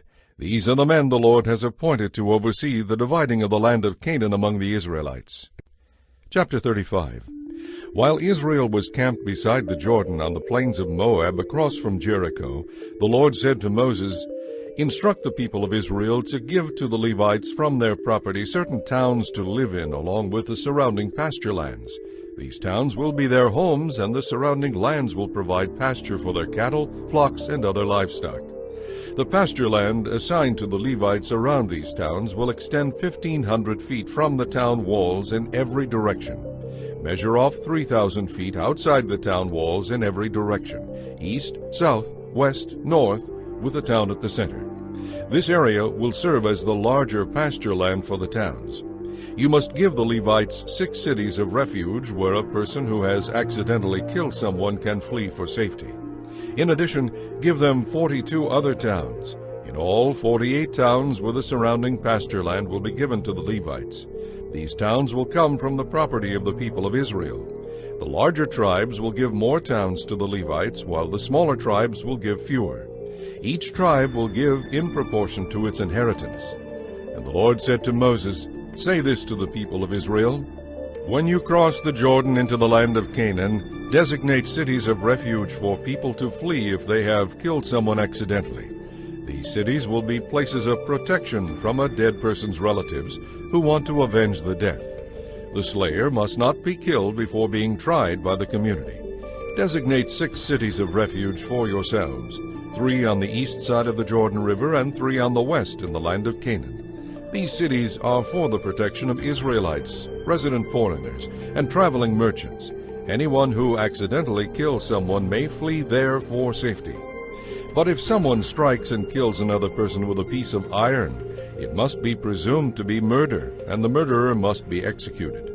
Or if someone strikes and kills another person with a large stone, it is murder, and the murderer must be executed. The same is true if someone strikes and kills another person with a wooden weapon. It must be presumed to be murder, and the murderer must be executed. The victim's nearest relative is responsible for putting the murderer to death. When they meet, the avenger must execute the murderer. So if in premeditated hostility someone pushes another person or throws a dangerous object and the person dies, it is murder. Or if someone angrily hits another person with a fist and the person dies, it is murder. In such cases, the victim's nearest relative must execute the murderer when they meet. But suppose someone pushes another person without premeditated hostility, or throws something that unintentionally hits another person, or accidentally drops a stone on someone, though they were not enemies, and the person dies. If this should happen, the assembly must follow these regulations in making a judgment between the slayer and the avenger, the victim's nearest relative. They must protect the slayer from the avenger, and they must send the slayer back to live in a city of refuge until the death of the high priest. But if the slayer leaves the city of refuge and the victim's nearest relative finds him outside the city limits and kills him, it will not be considered murder. The slayer should have stayed inside the city of refuge until the death of the high priest. But after the death of the high priest, the slayer may return to his own property. These are permanent laws for you to observe from generation to generation, wherever you may live. All murderers must be executed, but only if there is more than one witness. No one may be put to death on the testimony of only one witness. Also, you must never accept a ransom payment for the life of someone judged guilty of murder and subject to execution. Murderers must always be put to death. And never accept a ransom payment for someone who has fled to a city of refuge, allowing the slayer to return to his property before the death of the high priest. This will ensure that the land where you live will not be polluted, for murder pollutes the land. And no atonement can be made for murder except by the execution of the murderer. You must not defile the land where you are going to live, for I live there myself. I am the Lord, who lives among the people of Israel. Chapter 36. Then the heads of the clan of Gilead, descendants of Machir, son of Manasseh, son of Joseph, came to Moses and the family leaders of Israel with a petition. They said, Sir, the Lord instructed you to divide the land by sacred lot among the people of Israel. You were told by the Lord to give the inheritance of our brother Zelophehad to his daughters. But if any of them marries a man from another tribe, their inheritance of land will go with them to the tribe into which they marry. In this way, the total area of our tribal land will be reduced. Then, when the year of Jubilee comes, their inheritance of land will be added to that of the new tribe, causing it to be lost forever to our ancestral tribe. So Moses gave the Israelites this command from the Lord. The men of the tribe of Joseph are right. This is what the Lord commands concerning the daughters of Zelophehad. Let them marry anyone they like, as long as it is within their own ancestral tribe. None of the inherited land may pass from tribe to tribe, for the inheritance of every tribe must remain fixed as it was first allotted. The daughters throughout the tribes of Israel who are in line to inherit property must marry within their tribe, so that all the Israelites will keep their ancestral property. No inheritance may pass from one tribe to another. Each tribe of Israel must hold on to its allotted inheritance of land. The daughters of Zelophehad did as the Lord commanded Moses. Mahlah, Tirzah, Hoglah, Milcah, and Noah all married cousins on their father's side. They married into the clans of Manasseh son of Joseph. Thus their inheritance of land remained within their ancestral tribe. These are the commands and regulations that the Lord gave to the people of Israel through Moses while they were camped on the plains of Moab beside the Jordan River across from Jericho.